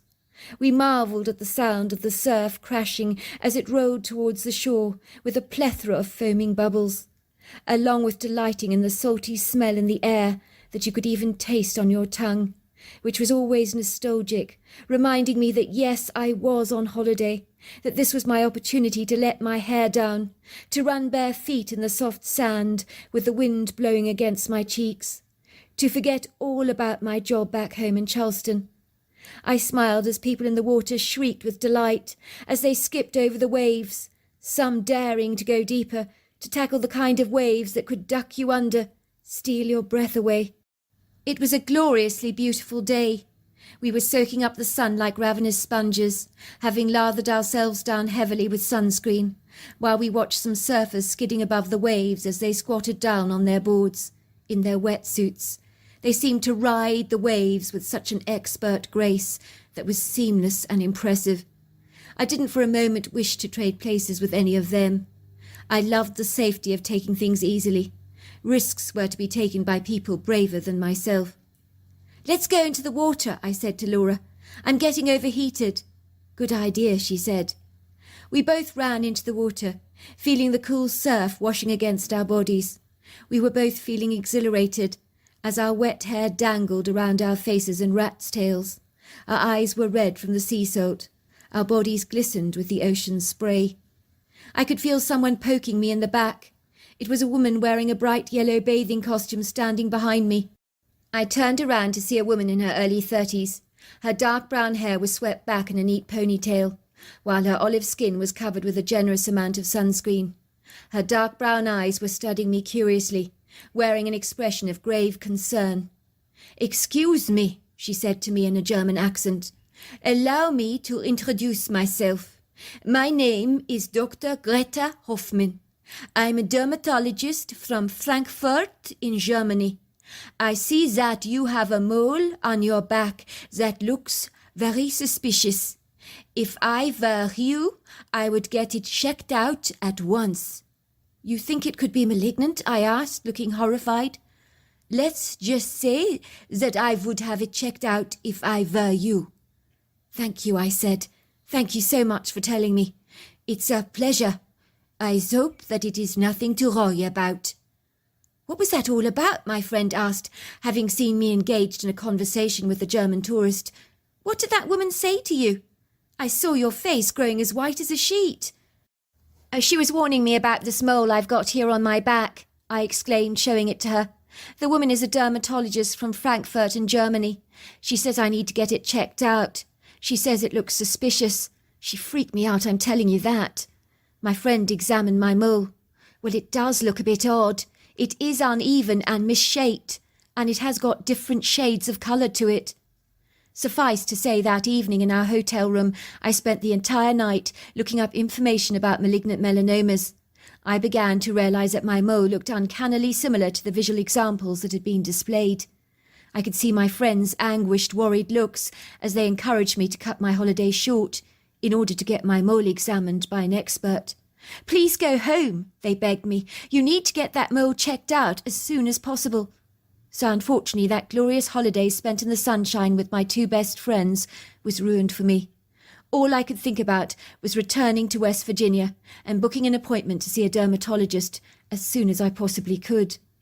My dermatologist took one look at my mole and cut it out. The tissue biopsy was then sent to a laboratory.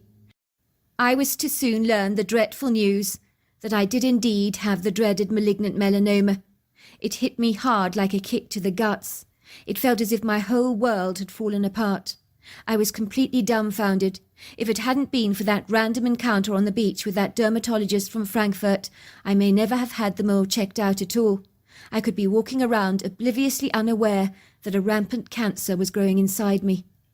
A week later, I was sitting in a hospital waiting room for my turn to see the doctor. I glanced around at all the people waiting to see him first, and pondered if they also had cancer. People were just staring into space absently, their faces devoid of any expression.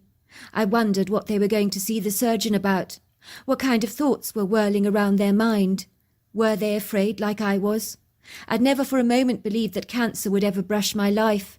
It was something that invariably always happened to other people, but not to me. But now I was beginning to realize that I was as vulnerable as the next man to getting ill. When I entered the waiting room after speaking to the receptionist on duty and registering my appointment with her, I couldn't help but notice a headboard on the wall of handwritten letters and cards, all written to the doctor that I was about to visit. I had a glimpse at some of the cards out of a heightened curiosity. "Dear Dr. Miller, I want to thank you for all you did for my mother while she was alive." And another note had read, "Thank you for improving the quality of my sister's life after her melanoma diagnosis."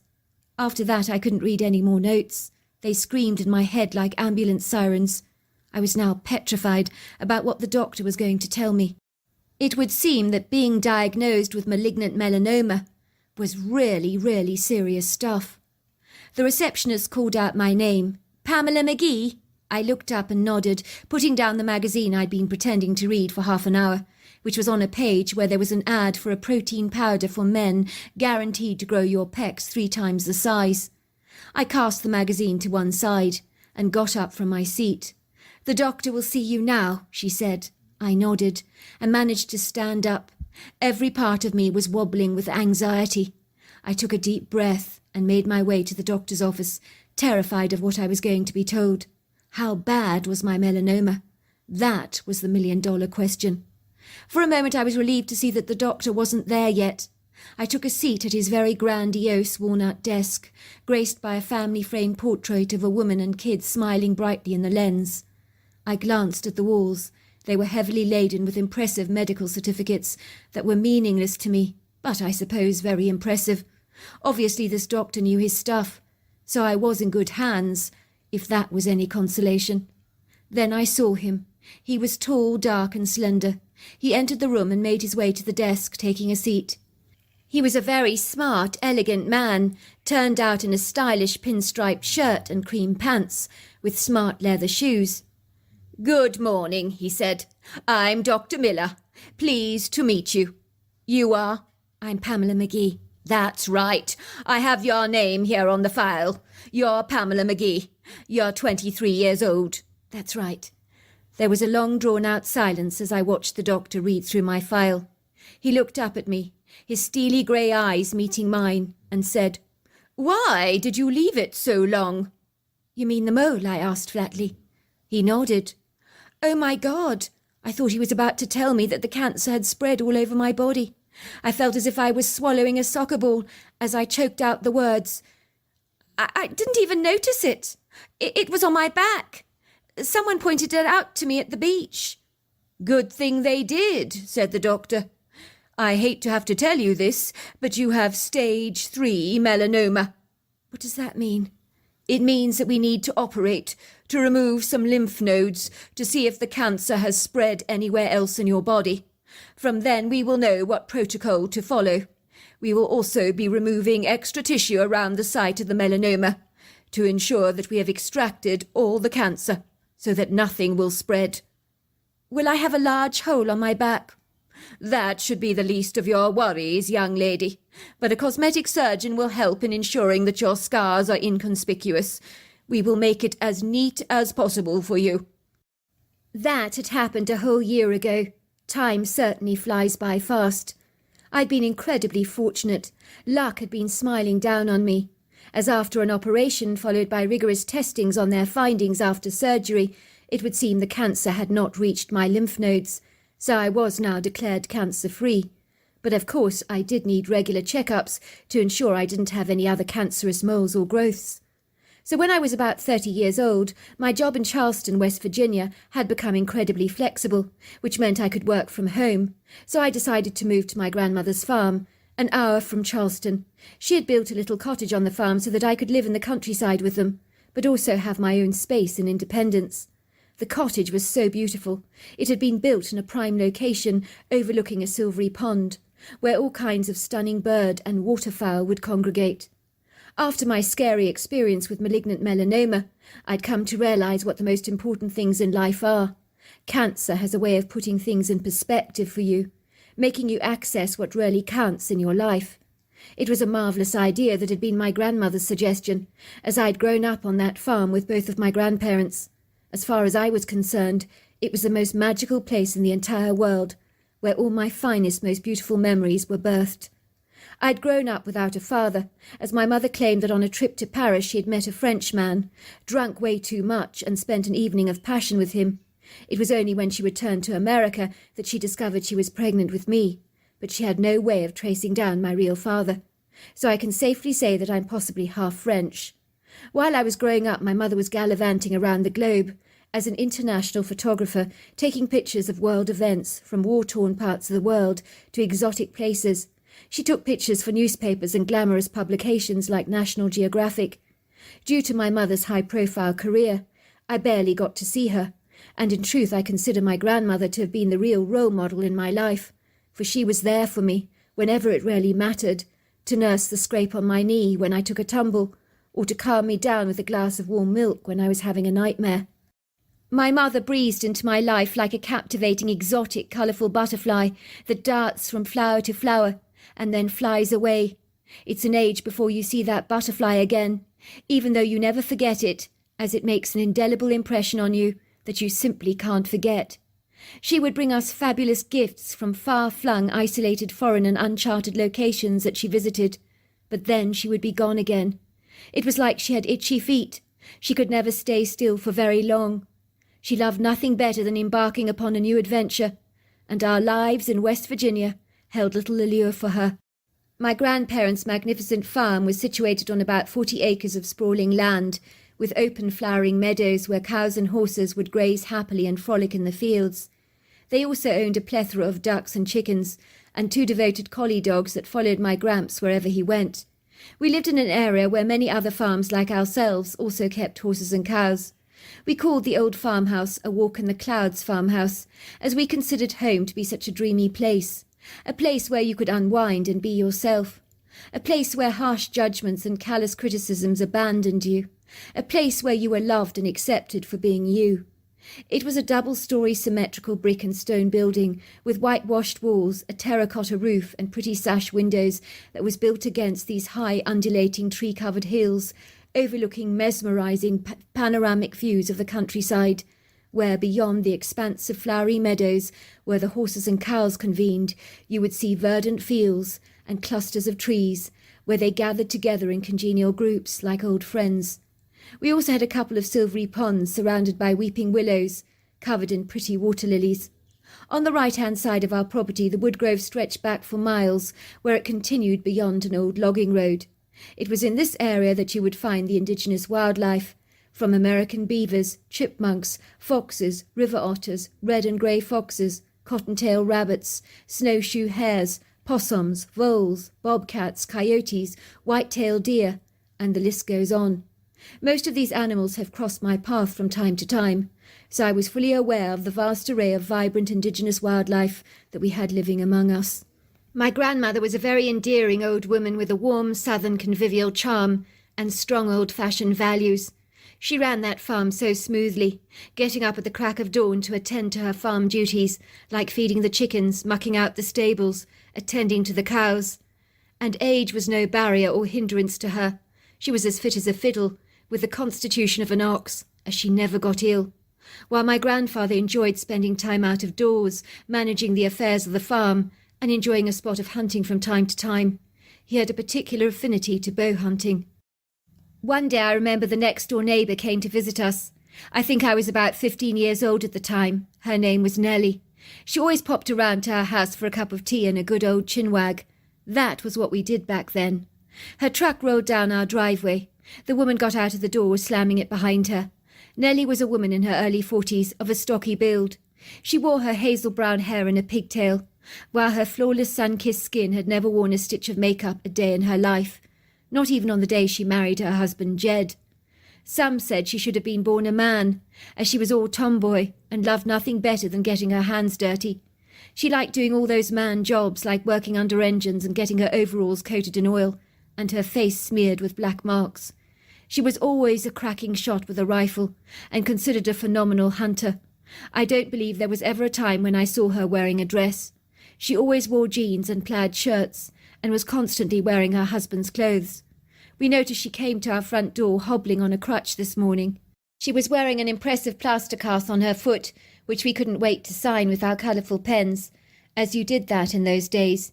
You could scrawl cute little messages on plaster carts of any kind, so that by the time you had the cast removed, it was covered in messy scribbles. My grandmother ran out of the door to help Nellie manoeuvre herself better by linking in with her free arm and guiding her into the farmhouse. "What happened to you?" my grandmother asked her. "I broke my ankle pretty badly," Nellie told us, "but believe me, it could have been a whole lot worse. I'm so lucky to be alive. It was a narrow miss, let me tell you." "Tell me about it, Nellie," said my grandmother, placing a kettle on the hob. "Don't keep us in suspense, will you?" "I'll wait for that cup of tea before I tell anyone anything. I'm gagging for a drink this morning." Nellie took a large gulp of sweet tea, and then began to compose herself. "The trouble is," she said, "what I'm going to tell you is so bizarre. I'm not entirely sure you're going to believe me, but it is the God's honest truth. I was ploughing the field with my husband's tractor, and I got the overwhelming feeling that I was being watched. It was a weird feeling, but I brushed it to one side, telling myself that I was being ridiculous. The next thing I knew is that my tractor hit a tree limb, and I went flying off the vehicle while my tractor was still moving. I was moments away from being run over by the thing. Something like this has never happened to me before. I'm normally so careful with that top-heavy tractor. Everything was happening so quickly, too quickly for me to react. I landed on the ground really hard. I could hear the crack of my bone, so I knew that my ankle was broken. The pain was excruciating. I was seconds away from being run over when I found myself being scooped up into these very long, hairy arms, where I was put out of harm's way on the far edge of the field. This thing that rescued me was like a huge, massive, bulky form of dark brown hair. I had no idea what it was. My tractor was still driving itself, so this powerful beast pushed it over on its side so that it became inoperable. I mean, who can push a tractor over like that, I ask you? The creature then glided over to me to check that I was all right. I was in a state of suspended shock, as I realized that without this anomalous creature's intervention, I would almost certainly be dead or very, very seriously injured. "What do you mean, huge, massive, bulky form of brown?" asked my mother. "This was the thing that rescued me," Nellie exclaimed. "This was the thing that saved my life. But what it was, I couldn't tell you." "Well, what was it?" asked my grandmother. "Well, I've no idea," said Nellie. "It looked to be half human. It was big. This thing was easily over 8 foot tall, 3 foot wide. It had overlong arms and a pyramid-shaped head. But the face on this thing was so human. The only way I can describe him to you is he was like a wild man in every regard, but so intelligent, very, very, very clever." "What happened next?" asked my grandmother. "Well, I tried to get up onto my feet, but I couldn't. My ankle was literally dangling off my foot. And when the strange creature saw my foot, he let out a shrill whistle, as if to say, 'Wow!' It wasn't a pretty sight at all.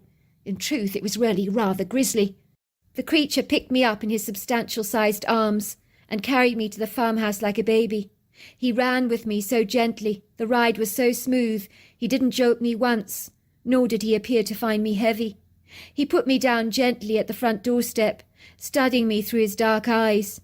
Those eyes were so incredibly kind.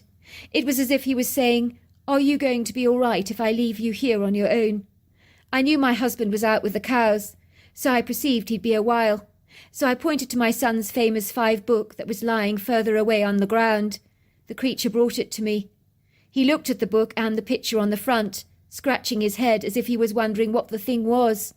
I said, 'Thank you for helping me.' I mean, what else could I say? The creature grunted. I do think he sensed my appreciation. I watched him gliding from the green grass of our yard, through the flowery meadow towards a cluster of trees, and then he vanished from my sight. But he moved with such a grace. I then opened my son's Enid Blyton book and began to read it. I knew it would be a while before my husband returned from working with the cows. My ankle was throbbing, but I soon forgot about it, and when my husband returned I couldn't even put that Enid Blyton book down. It was so good. I was completely gripped by the plot. He looked at my foot and asked what the hell had happened to me. I told him my bizarre story, and well, let's just say he looked incredulous. "Well, I never," he kept saying. "Well, I never." He insisted I needed to go to the hospital at once. And well, let's just say the rest is history. "But I don't understand. Why weren't you afraid of the strange creature that rescued you? By all accounts, it was massive. You don't even know what it was." I didn't have time to be afraid. Everything happened so fast, like it does in a road traffic accident. It felt like a long time, but in reality it only took a few seconds. I couldn't even meditate on anything that was happening to me. The creature had whisked me up in his arms. It felt surreal, as if I was caught up in a dream. So I guess my ability to react was suppressed, as it is when you're in a dream state. But when I realized that this thing was helping me, I wasn't afraid anymore. When my grandfather came home that night for dinner, my grandmother could not wait to tell him about Nellie's remarkable story. "You're not going to believe it, Johnny, but I've got a weird tale for you that you're going to find so shocking." "I'm not easily shocked, woman," my grandfather teased, as he tucked into his mashed potato and chicken casserole. "Out with it. Let's see if you can ruffle the feathers of your man, shall we?" "Well, Nellie fell off her tractor when she was ploughing. She bumped into some old tree fall and went flying over the tractor, landing in its path. The tractor was about to roll over her, but this humanoid hairy creature rescued her. It even disengaged the tractor and literally pushed the whole thing over. Imagine how strong you have to be to do that." "I've seen one of those hairy creatures," my grandfather said, "on this very farm when I was a young boy." "So you believe Nellie's story?" "Without a doubt." He pushed his food away and pulled out his pipe and began to smoke. "I grew up on this farm as a young boy. I've seen things I can't explain. But one day when I was about 8 years old, I remember seeing this tall, shadowy silhouette walking in the creek. It was so big, on closer inspection I realized I was seeing a giant hairy man. This thing was ginormous. He was literally diving under the water, using his bare hands to catch a fish. I was watching him enthralled from behind a tree. I remember thinking that I'd tried that stunt before, on many occasions. There is no way that a giant could catch a fish with his bare hands. Why do you think we have bait, nets, fishing rods, even spears? Because fish are not that easy to catch, that's why. I was astounded because this hairy giant was so fast he grabbed a large fish from under the water. It was thrashing around in his hands. He whacked the wiggling fish against his chest, and it stopped moving. And then he paddled to the edge of the creek and sat on his haunches on the ground and began to tear the fish apart in his hands and to eat it raw. I was so stunned, I quickly went back to call my brothers to show them what I'd seen. But by the time I returned to the creek, the hairy man had all but vanished. So my brothers thought I was making it all up. But I knew what I'd seen. I remember for weeks afterwards trying desperately to catch a fish under the water with my bare hands like he had done. But I couldn't. I even made a spear. But I didn't succeed. So in the end I had to resort to fishing with a rod. I never forgot that hairy man, all the way he caught that fish. "So these hairy men are real?" my grandmother asked. "They are real," my grandfather confirmed. I'd forgotten all about this when I moved into the cottage on my grandparents' farm. I was able to work from home and only needed to pop into Charleston twice a week. It had been about 8 years since my melanoma scare. I'd long since forgotten about it and moved on with my life. One morning in early spring I was awoken to my alarm clock trilling away noisily. I slammed the pillow over my ear to block out the sound, but the damage had been done. I was wide awake. I audibly groaned as I saw the huge pile of paperwork I had to get through with the note in red, reminding me of the looming deadline. I've always been a bit of a procrastinator, so the idea of doing all that work made me feel nauseously sick. I made myself a cup of coffee, hoping that the caffeine in my system would somehow energize me, but no such luck. The paperwork on the desk looked about as appealing as a plate of chopped liver first thing in the morning. It had been a long, drawn-out winter, although here in West Virginia we don't take the same kind of beating for our winters as people in other states invariably do. I was marvelling at that twinkling sunshine glittering over the silvery pond. When I glanced out at the breathtaking view, and then at my paperwork, I just felt the tugging prickles of an overwhelming longing to go out into nature. I persuaded myself that I wouldn't be long. A quick walk in the fresh air would give me that va-va-voom that I needed to get back to my work when I returned, as right now I felt as uninspired as a snail might feel on a frozen lettuce leaf. But after my walk, I would be rearing to go. Well, that's what I told myself anyway.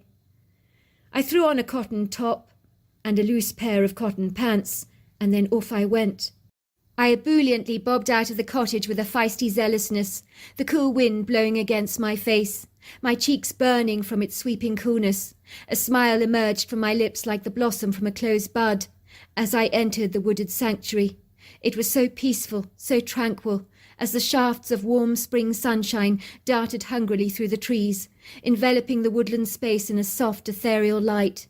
The branches of the tree boughs swinging gently in the winds, many of their boughs heavily laden with a plethora of pretty springtime blossoms. The viridescent green floor sparkled like an emerald jewel, shimmering from the moist fragrant dew that powdered the ferns, the moss and the pretty spring shrubs in a fine wet spray, so that everything glittered, twinkled and sparkled in the soft light of the morning, as if every leaf and flower had been perfectly polished. I realized it must be earlier than I imagined. Perhaps my alarm clock had gone off prematurely, but it was so perfect being up this expeditiously in the morning. The songs of the dawn chorus burst through the woodland sanctuary, the pretty trills and warbles of the birds, such pleasing music to my ears, while the smells of wildflowers lingered in the air like a pretty bouquet. I moved through the woodland space, suddenly realizing I wasn't alone. I could feel eyes boring into my back. I turned around, studying the area where I was standing, but saw nothing there. Silly me, I told myself, as I moved forward into the forest. But with every single step, something else appeared to be following me. I turned around, stopping dead in my track. "Who's there?" I called. "Who's there?" But the echo of my own voice kept returning to me. It was then that through the veil of the green undergrowth and thin saplings that I saw a dark silhouette, and through the leaves a pair of brown eyes appeared to be studying me. They looked like liquid pools of warm treacle. There was nothing cold or aggressive about those eyes, but at 8 feet off the ground, this thing was hugely intimidating, so my level of comfort was expunged from me. I turned around to make hasty tracks back to the house, as whatever this was that was watching me from the shadows, it was enormous. I turned around as a little pebble was flung at my back. I realized this creature was following me. I sensed its energy was playful, almost mischievous, but I wanted to get out of the forest as fast as I could, as my anxiety had escalated. The next thing I knew, that was in my desperate attempts to leave the woods, I had stumbled ungracefully and fallen over a knotted root in the earthen floor. I could hear running feet pounding the ground as they hurried towards me. It seemed like the ground was vibrating, heaving and shaking as the creature neared its approach. I was trying desperately to raise myself off the ground when the benevolent creature that had been following me glided through the shadows like a ghost, and was mindfully hovering over me, as earnest golden eyes studied me from 8 foot off the ground, wearing an expression of bewilderment on its leathery human-like face. I imagine I must have appeared like a lumbering, clumsy, cloddish idiot to this anomalous creature. I was astonished when he helped me off the ground by reaching out his hand to me. I took it. It was warm, slightly damp, incredibly strong. I could feel the power in those fingers. I thought I had to be dreaming. I was lifted up the ground with a gentle tug. The creature did something very strange with his hand. He moved the skin at the back of my arm towards the front. His flat aquatic nose began to sniff the area. He took several sniffs and began to grunt. He looked up at me and pointed to the spot on my arm, as if he was seeing something bad there. The way he was wrinkling his nose told me that he wasn't pleased by what he had found. I lifted my arm up to examine the area that the creature had been pointing at, and there on my skin was another ominous mole, like the one that a German tourist had spotted on me years before on Venice Beach. But now a strange outlandish creature had sensed something was wrong with the mole on the back of my arm, and had alerted me to the problem. Maybe he had noticed it when he was following me in the woods, after he had raised me to my feet. All of a sudden a shrill whistle permeated the forest. The creature immediately responded to the sound with a similar whistle back. I knew that sound so well. I thought it was from the birds, but I realized now differently. He looked at me and gave me a firm nod. He glided away. So there I was again, sitting at the doctor's office being asked why I'd left it so long. as of course the mole at the back of my arm had been identified as another malignant melanoma. But once again it was stage 3 cancer. It hadn't spread to my lymph nodes. I was very lucky indeed, and declared cancer-free. The trouble was both my moles were in inconspicuous places that I would never have spotted myself if it hadn't been for a random tourist who happened to be a dermatologist and an outlandish creature I now know to be a Bigfoot. I marvel that a creature like that would know that there was something wrong with that mole, which it smelt with its nose. But then dogs can also smell cancer, so maybe it's not so strange after all. So there you are. That's my story. Dear Sarah, and all your lovely listeners, Paisley Catkins was my grandmother. She lived in a tiny, whimsical little white brick cottage in the middle of the woods in the bluegrass state of Kentucky. She was an independent, self-sufficient woman who had lived on her own most of her life, as her husband died in his early 30s after contracting a bad bout of pneumonia. I had grown up in Houston in Texas and had little contact with my grandmother, so I knew very little about her, as she never turned up for family Christmases or Thanksgivings, but preferred to remain exactly where she was, favouring the solitude of the natural world than being with the family. Every year she would send me a beautiful knitted sweater, but I had never actually met her. When I was 14 years old, my mother suggested I go and stay with her for a while. My mother's a bit of a loner, she admitted to me, somewhat of a recluse, but I think it would be fabulous for you to become acquainted with her, as me and your father are going on a business trip together. This would be the perfect time for you to go and stay with her. But what if she doesn't want me there? I protested. I mean, she shunned every family invite for Christmas and Thanksgiving, so she clearly doesn't want family around. It's complicated, said my mother. I wouldn't say shunned, I'd say politely declined. It's the same thing, isn't it? I piped. My mother was chopping carrots on a wooden board in the kitchen for the casserole that she was preparing. She handed me some tomatoes to slice for the salad. My mother never stopped chopping for a moment, but she did look reflective. You know, your grandmother didn't have an easy life growing up as a young girl. She was the eldest of 3 children, very different to her 2 other sisters. She was creative, individualistic and imaginative. They were studious and academic. It seemed that her mother favoured the other 2 siblings over her oldest daughter, fussing over them all the time, buying them fabulous things, but just ignoring her oldest. She would come home having shopped with her 2 younger children, always leaving Paisley out, who would be left at home all on her own. They would return home to show my mother what they'd bought, but my mother never got a single thing. Can you imagine how that would make you feel, seeing your siblings spoilt rotten, but you get nothing? She said sometimes she felt as if she was watching her family through a glass pane, as if she didn't exist. She felt like a ghost in her own household. Just imagine that. That's disgusting, I said. So unfair. Blatant discrimination. What kind of a mother behaves like that? Of course it distressed my mother, because such favouritism meant she felt as if she wasn't good enough, and there was something wrong with her. But she grit her lip and got on with her life, accepting the status quo. When she got older, she asked her mother if she could borrow money to buy something smart for a job interview that she was applying for at a pharmacy. Her mother refused to even loan her the money. But when the youngest daughter asked for a dress the very same day for a barbecue the following weekend, of course the mother didn't flinch and bought her daughter that dress. Your grandmother never forgot the injustice of that. It was like a kick in the teeth to her. My mother said that it was the teachers at her school that would go on and on about her. What an exceptional young girl she was. So creative, so talented. But her mother failed to see it. Instead, her mother complained bitterly that the teachers weren't complimenting her 2 other children. Why did they keep going on about Paisley, when it was her other 2 children that were the stars, she would say begrudgingly. It sounds a bit like a Cinderella story. I hadn't thought about it like that. I believe my mother's childhood and the way her own family distanced themselves from her was the reason that she withdrew from people, which explains why she doesn't interact socially, prefers her own company. I get it now, I said. I mean, who'd want to hang around people who are looking down on you? It's so much better to be alone in that case. That's why, sweetheart, never judge someone else's actions, because sometimes their actions are born from a place of hurt. But are you sure my grandmother would want me around if she's as reclusive as you say? Her grandchild? Heavens, yes. She'll be delighted to see you. She's a lovely lady. You will really, really like her.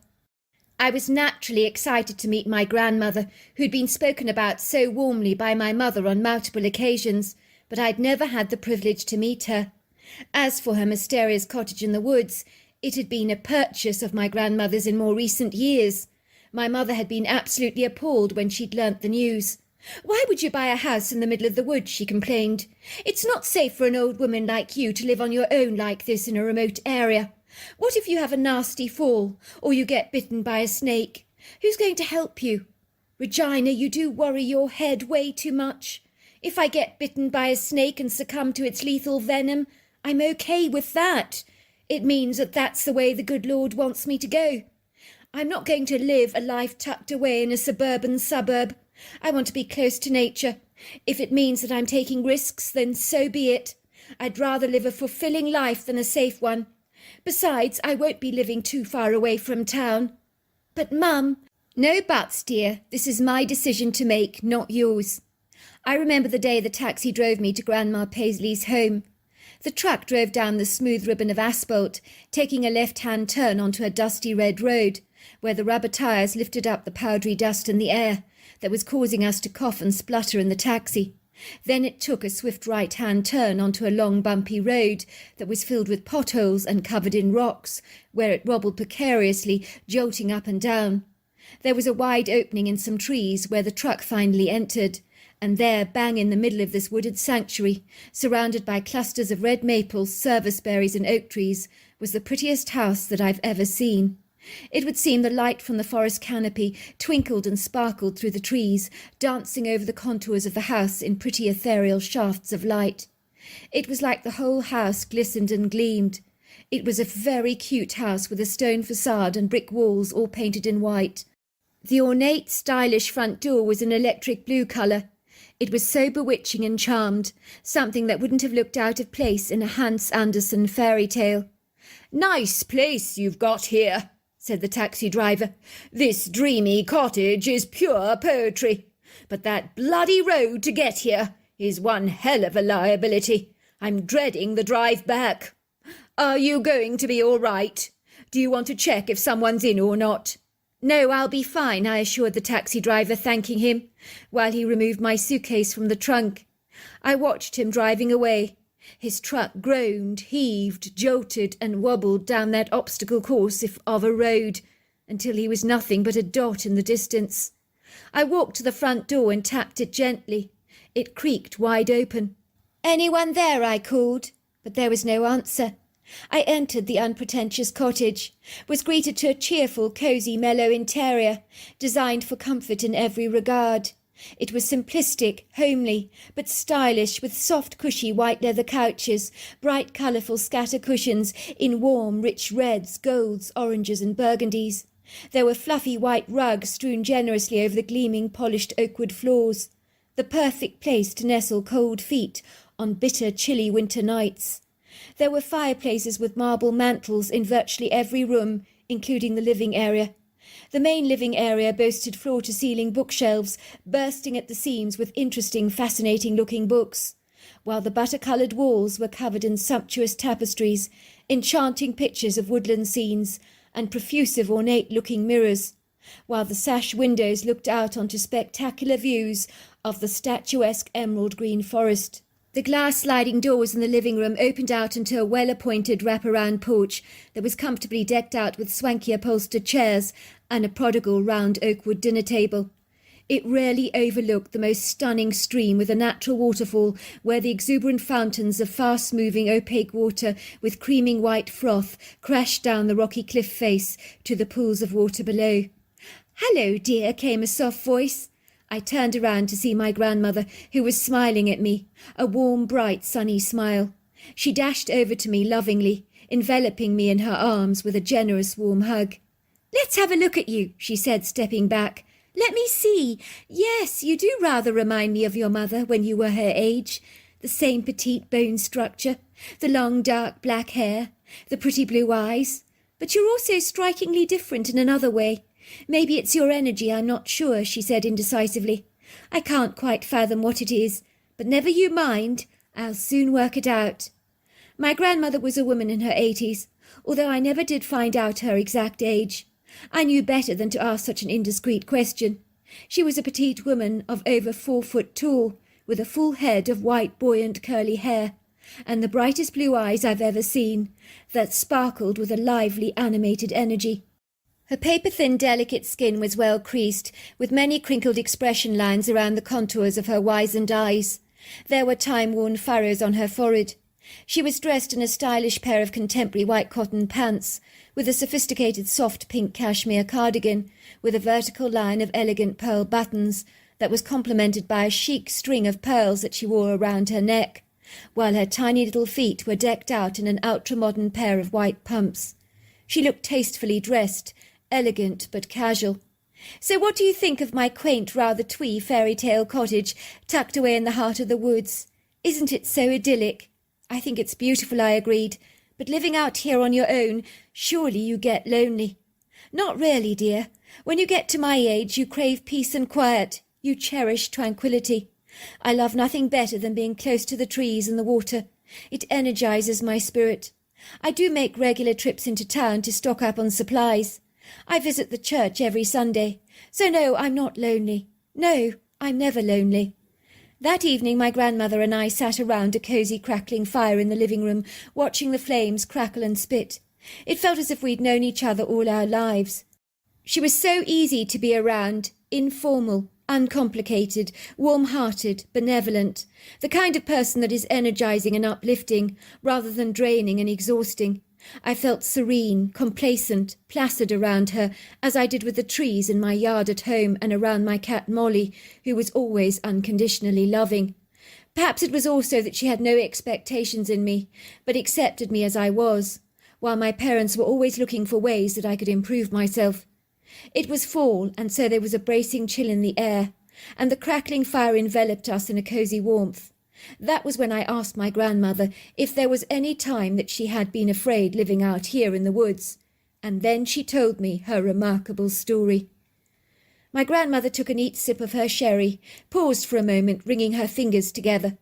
"Are you sure you want to hear this?" "Absolutely certain," I said. All my life I fantasized about living in the woods. For some reason, I've always been drawn to the trees, so I was on the lookout for acquiring a property that fit the bill. I contacted a number of estate agents to let them know exactly what I was looking for. I said I wanted a little white brick and stone quaint little cottage situated in the middle of the woods, overlooking the water. And you know what they said to me? I shrugged my shoulders. No. What did they say? "I'm sorry, man, but it's most improbable that you will find anything exactly like that. So you might consider compromising, settling for a wooden cabin, perhaps." I said absolutely not. It must be a small white cottage built from brick and stone. Of course, they went through the motions of humouring me. They said they'd be in touch if they found anything that fit the description. But I could tell by the bland, uninspiring, lifeless tones in their voices that they had me down as a finicky, fussy, cantankerous customer that wasn't easily satisfied and would be very difficult to please. Weeks passed and I never heard so much as a dicky bird from the estate agents, so I phoned them up again, asking them whether they had any luck in finding my white cottage. One of the estate agents, a delightful young lady called Victoria Pierce, said, "How do you know about the white cottage? It's only come on the market today. When did you say you'd like to see it?" I made an appointment with the woman to see the cottage. The moment my truck drove down this driveway, gliding through the trees, I gasped in astonishment when I saw this whimsical, quaint, quirky white cottage. I was transfixed to see that it mirrored the idiosyncratic cottage I'd been dreaming about years before. It was as if the perfect picture of my dreams had morphed into our reality. I mean, how was that even possible? I was flabbergasted and confounded. "You mean the cottage was exactly the same as the one you had been hoping to acquire? The one you'd visualized owning in your mind's eye?" "Exactly the same, right down to the tiny details of the blue front door." I remember I just stood there gawking, staring at the cottage as if I'd seen a ghost. The estate agent got out of her truck. She walked over to me. I was so bedazzled and enamoured by the cottage, I barely noticed her standing there. "Are you all right, madam?" she asked me. "You look as white as a sheet. Can I get you a glass of water?" Naturally, I assured her I'd be fine, but after a quick look around the cottage, I told her I would take the place at its asking price. I wasn't about to negotiate for something I wanted. Negotiation always comes with a risk. I wasn't about to take a risk. I knew I must have the cottage. That was when the estate agent revealed the bad news to me. She told me that the eccentric old lady that lived at the cottage was not willing to sell the house to anyone. She would need to interview the buyer first before she gave the all clear for the sale to go ahead. As you can imagine, I was gobsmacked by this outlandish expectation. The agent said to me, "I'll be completely straight with you. 3 years ago, this capricious old lady put her cottage on the market. Dozens of people put in offers for the unorthodox little place. The old lady insisted on interviewing all of them before she agreed to sell, and none of the potential buyers met with her approval. I'm telling you this," she told me, "as I don't really fancy your chances in acquiring the cottage, given what happened last time. The woman is very strange." Naturally, I knew I had nothing to lose. I mean, this cottage existed in my dreams. Surely it was meant for me. It was arranged that I would meet the lady of the cottage for afternoon tea that day. "I want to tell you, my dear," said my grandmother, squeezing my arm tightly. I was so terrified. I've been nervous before in my life, on many occasions, for interviews, exams, important occasions, but not like this, never like this. I was trembling as I arrived at the cottage doors, my knees buckling beneath me, while in the back of my throat I had this huge lump. The old woman gestured me into the house. She was a slight woman, not too different from me now that I'm her age, actually. She wore very funky spectacles, shaped into butterfly wings in bright pink, and she wore bright pink lipstick and pink clothing. She looked at me intently and gestured for me to sit down on her pink ottoman, and then she asked me why I wanted to buy her cottage. I said, "I've seen it in my dreams. It's calling my name." She said to me, "It's possibly because it is. I think we can safely say I found the buyer for my home. Congratulations." "And that was it?" I asked. "That was it. I think the estate agent virtually had a heart attack when the old lady agreed to sell me the cottage. So I moved into the property forthwith, and for the first time in my life I felt like I belonged. A little like an old slipper going missing and being reunited with its other half. It was as if I'd always belonged here. One night after I retired to bed, I suddenly heard a banging sound, as if someone was pounding the house, as the vibrations seemed to roll across the wooden floor, causing the furniture to rattle, and even my own bed began to wobble unsteadily. Then the front door was thrust violently off its hinges, and gusts of icy cold air came rushing through the house. I sat up in bed thinking, what the heck is going on? I remember my heart was thundering violently in my chest. My guts felt as if they'd been ripped out of my body. I began to panic. In seconds, 2 young men both barged into my bedroom. Their heads were covered in stockings. On the stockings they were wearing headlamps. They were pointing rifles at me, demanding me to show them where the money was. "Woman, take us to your stash of cash," they yelled. "Now!" I felt I'd woken up in the middle of a horror movie. It seemed all so surreal to me. I'd been half asleep, so to wake up with these 2 men yelling at me and pointing rifles in my face was bizarre, to say the least. I trembled as I climbed out of bed in my white nightgown, while the rifle was thrust violently in my back. I delicately scampered into the kitchen and pointed to the biscuit tin. "The money's in there," I said. They pulled out a few dollar notes and scattered them on the floor, screaming, "Is this a bloody joke, woman? We're not easily fooled. We didn't come here for pittance. Tell us where the rest of the loot is. We have it on good authority that you keep a sleeping bag stashed with lots of cash in this house. Thousands and thousands of dollars, we believe. You're scared of banks, aren't you? We want that money now. We know you've got it." "I don't keep cash in the house." I trembled. "But look around. You can take anything you want. But please, please don't hurt me." "Don't lie, woman. Word around town is that you do have thousands of dollars in a sleeping bag. Don't pull the wool over our eyes." "Well, maybe the previous owner did, but not me. I've only recently moved into this cottage. You must have your wires crossed. It's not me that's got thousands of dollars stashed away at home."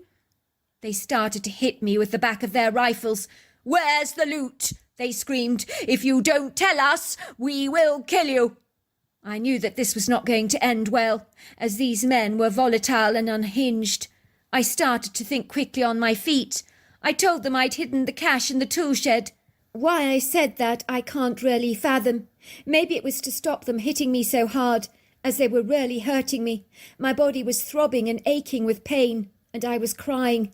My plan was to escape and hide somewhere in the woodgrove under the cover of darkness, where that would be my greatest opportunity to escape these brutal men. They marched me by the back of my shoulders to the tool shed.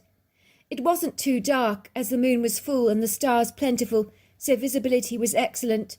They thundered around the tool shed, rooting through everything. "Where is the loot, woman?" they screamed. "Show us now." I acted vague, indeterminate, confused. I pretended my memory was foggy, which made them exceedingly mad with me. I don't remember. I do remember I put it somewhere here, but I can't remember. It's somewhere around here." They kept hurling insults at me. They began to tear the tool shed apart, looking in tins, old baskets, boxes, you name it, thrusting them out of the shed into the yard, where they littered everything with chaos and old paint cans, yard tools and camping equipment, literally peppered the ground. They were kicking things with their feet violently, ripping everything up in sight. Regretfully, I didn't have a chance to escape, as one of the men kept his steely eyes pinned on me. I was scared of them not getting what they were looking for, as I could see they were becoming murderous in their rage. Their anger was escalating every passing second. "Don't get any funny ideas, woman. If you so much as try to escape, it's a bullet in the head for you." "Why are you doing this to me?" I trembled. "Get over yourself, woman. It's nothing personal. We need the money." I promise you I knew those men wouldn't hesitate to shoot me. I was only glad they were wearing stockings on their head, as it meant that there was a possibility I could come out of this alive, as they were covering their identities, which could mean that they weren't intending to murder me. They wanted to make sure that I couldn't identify them. All of a sudden you could hear this thumping, crashing noise coming from the trees. The only way I can describe it was it sounded as if a huge train was hurtling through the woods towards us. I could hear tree limbs shaking, leaves rustling, branches breaking and cracking. The two men looked startled. They looked around themselves nervously. "What the heck is that?" they said. While the men were slightly distracted by the noise, I attempted to run away, but one of the men grabbed me by the collar of my nightgown so that I fell onto the ground. He stared at me with enraged eyes. "No, you don't," he shrieked. "There's no money, is there?" he said, growling. "You're leading us up the garden path, aren't you? There's no bloody money." I nodded. "I'm sorry. I told you I don't keep money in the house." "It's too late for sorries." He was about to kick me with his heavy combat boots. Then suddenly a dark silhouette came thundering towards us like a great big dense giant blob of black. The men both screamed, "Bloody hell! What the heck?" This dark humanoid being, shaped like a giant covered in hair, grabbed one of the men, hurling him up in the air like a Catherine wheel. The other man, on seeing what was happening to his friend, literally let out a shrill scream and began to run as fast as he could, not even waiting for his friend, as his only interest was in saving his own skin. He couldn't get away fast enough. While the bizarre creature continued to whirl the terrifying man in the air a couple more times, catching him in mid-flight like a frisbee. Then finally he put him on the ground. The man, now safely on terra firma, began to hightail it as fast as he could, away from the cottage. He began screaming, "It's a Bigfoot! It's a Bigfoot! Bloody hell! It's a goddamn Bigfoot! Get out of here! It's going to kill us!" The creature began mock-chasing him, releasing these ear-piercing screams, throwing rocks after the men. Once the men had gone, I was so stunned, confounded, and completely flabbergasted. I didn't know what to think, because whatever this creature was, he'd saved my life. I was shaking so much and trembling. The creature led me to a tree and got me to sit down against the tree trunk for support. The one thing I knew with absolute certainty was that those men would never be coming back, and they never did. But I didn't know who they were, or why there was a rumour in town that I kept a stash of money, thousands of dollars in a sleeping bag. "What?" I gasped. "The creature that saved your life? It was a Bigfoot?" Now I know that to be the case. Back then I wasn't sure what it was. Yes, it was a Bigfoot. What did it look like? I asked. Well, this Bigfoot was about 8 foot tall, with long flowing dark hair and a conical-shaped head. Truly, it looked like a giant human being covered with hair. Wow, I said. Did you ever see it again? It has a name, my grandmother told me. I call him Shadow. Are you saying that he's still around? I asked. If he is, will I meet him? Oh, I'm not sure about that, said my grandmother, looking at me honestly. Shadow knows you're here, as his kind know everything that's going on. They're very sensitive to changes in the environment. They know when a stranger's around, and when they do, they keep their distance. You see, when I moved into this cottage, the creatures got used to me, as they possibly did the old lady before me. I would hasten to say that I'm sure they had some kind of interaction with her, something she was not inclined to share with me, and rightly so. There are 3 Bigfoot living here. Shadow, his female partner, and a little youngling. Well, they're not like regular humans. They're exceedingly ambiguous, evasive, enigmatic, and elusive. In truth, I've only ever had fleeting glances of his female partner. She's so bashful, shy, and self-effacing. She often shrinks into the shadows behind the tree, watching me. Her youngling is equally as reticent and demure, but inquisitively curious nevertheless. Shadow is quite comfortable, complacent, and at ease in my presence, has often joined me when I've gone foraging for mushrooms and berries, and has helped me gather stuff. He often leaves me some rainbow trout on my front door, as he knows I love fish. He keeps a watch over the cottage all the time. I believe he sees the cottage, me, and these woods as his territory. So you mark my words, I'm safe here, as those creatures have my back. But as for you getting a glimpse of one of these creatures, I think it's highly unlikely. I was enjoying spending time with my grandmother and learning all about her life. I wanted to understand why she enjoyed solitude rather than interacting with people, as I was to understand that she didn't have many friends, but it seemed these guardians of the forest had become her unlikely companions. I awoke up one night to hear some whistling. The whistling was intent. It demanded my attention. I sat up and crept over to the windowsill. I could hear my grandmother open the front door. I looked out of the window.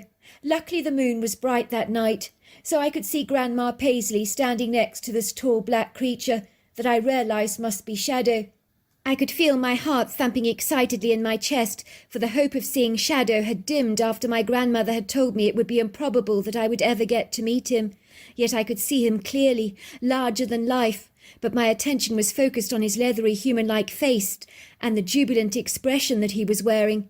Shadow appeared to be jumping up and down on his huge legs like an excitable dog, chattering away in a foreign language that I've never heard before, speaking incredibly fast. He kept pointing towards the woods. My grandmother slipped back into the house, grabbed her dressing gown, while she wrapped it around her frail form. She placed her head torch on her head, and she walked hurriedly after the creature. I wasted no time at all in throwing on my jeans and a sweatshirt and a pair of sneakers and dashing down the stairs out of the front door, where I was greeted by gusty, icy cold air. I chose to keep a safe distance behind my grandmother and Shadow, trying best not to be seen by them. The wind whistled through the trees, while fallen leaves floated in the wind like celestial butterflies. The boughs of the oak and maple trees seemed to move gently in the wind, as if they were dancing, while the crisp autumn leaves covered the forest floor in golden leaves. Even though there were no sounds from crickets or frogs, the woodgrove felt peaceful and tranquil. I crunched the leaves beneath my feet with every step. I had to be very cautious about being as discreet as I possibly could. I followed the duo into the woods, hiding behind trees at every given opportunity. It was then that I saw the female Bigfoot with her youngling at her side in a clearing in the woods. I stopped dead in my tracks, hardly daring to believe what I was observing. She was in the throes of giving birth. I could hardly believe it. She was squatting on the ground on her haunches, sweating, grunting and groaning as she started to push. She seemed surprised to see my grandmother on the scene, watching her, but I think the pain had abolished her fear. She almost welcomed the presence of another female. My grandmother moved cautiously towards the creature. The light of her headlamp enabled me to see it clearly. My grandmother reached for the creature's hand and squeezed it firmly in hers. It got lost in her big sausage-like fingers of the female, dwarfing my grandmother so much that she looked like a tiny doll next to the creature. Her bright brown eyes looked illuminated with excited anticipation and gratitude, as well as pain, all rolled into one. "Go on, you can do it," my grandmother urged. "Push, push. Come on, you can do it. Push," she kept saying. Her gentle words were encouraging, kind, reassuring. Shadow was in the corner watching the scene unfold, continuously jumping up and down on his legs. He was so excited. I've never seen anyone look that jubilant before. He looked like a proud father-to-be, as his bright, deep-set dark eyes set in his leathery face looked so enthused, while the youngling, a 4-foot-tall, lanky, thin male, appeared to be behaving exactly like his father. There was an exuberant electric buzz in the air. I realized my grandmother's calm energy must have been very stabilizing and soothing in this fired-up atmosphere, when some calm energy was gladly appreciated by the poor female. Finally, with one last anguished cry, a baby emerged from her womb, a grey-coloured creature with a fine scattering of black hair. There were rapturous whoops from the father and son, while the female creature severed the umbilical cord with a sharp stone. Then she gathered her baby in her arms, cradling her to her chest, her brown eyes filled with a mother's joy and pride. She patted the baby's back, and it let out a strange cry. My grandmother was saying, "Well done, girl! You did it! You did it!" She rubbed her hands on the creature's forehead to wipe away the sweat with her hands. "You did it, girl! Well done! You did it!" The Bigfoot mother looked absolutely thrilled. Her brown eyes sparkled with joy. She handed the baby over to my grandmother. Grandmother Paisley cuddled the baby in her arms. Tears were pouring down her face. "It's a girl! It's so beautiful! So beautiful!" I was so in awe of this magical, arresting scene that I moved away from the trees towards the Bigfoot and her baby. I wanted to hold the beautiful baby like my grandmother had done. For a second the Bigfoots were surprised by my presence, but nothing could dampen their enthusiasm. They graciously welcomed me into their circle of celebration. The mother handed me her baby to hold.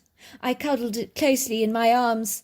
It looked upon me with the most intelligent, shining, warm eyes, and my heart melted like butter. After this incredible, awesome event, my grandmother was so moved that the Bigfoots had chosen to include us, well, rarely her, in the celebration of the birth of their baby. In the days that followed, the female creature would bring her baby girl to us so that we could cuddle the little thing. The act of giving birth had banished the female's former reticence.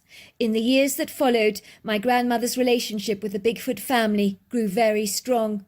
My grandmother died 20 years ago, but this poignant memory of watching a mother Bigfoot give birth will forever stay with me, as it was one of the most moving experiences of my entire life. So there you are. That's my story.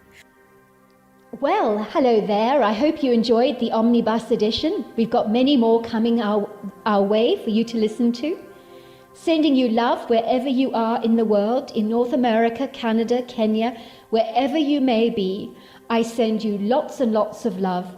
Thank you for listening to my Omnibus, and I really do hope you enjoyed it, because that's the whole idea about it, is to give you some interesting stories to listen to. So until next time, goodbye and good night.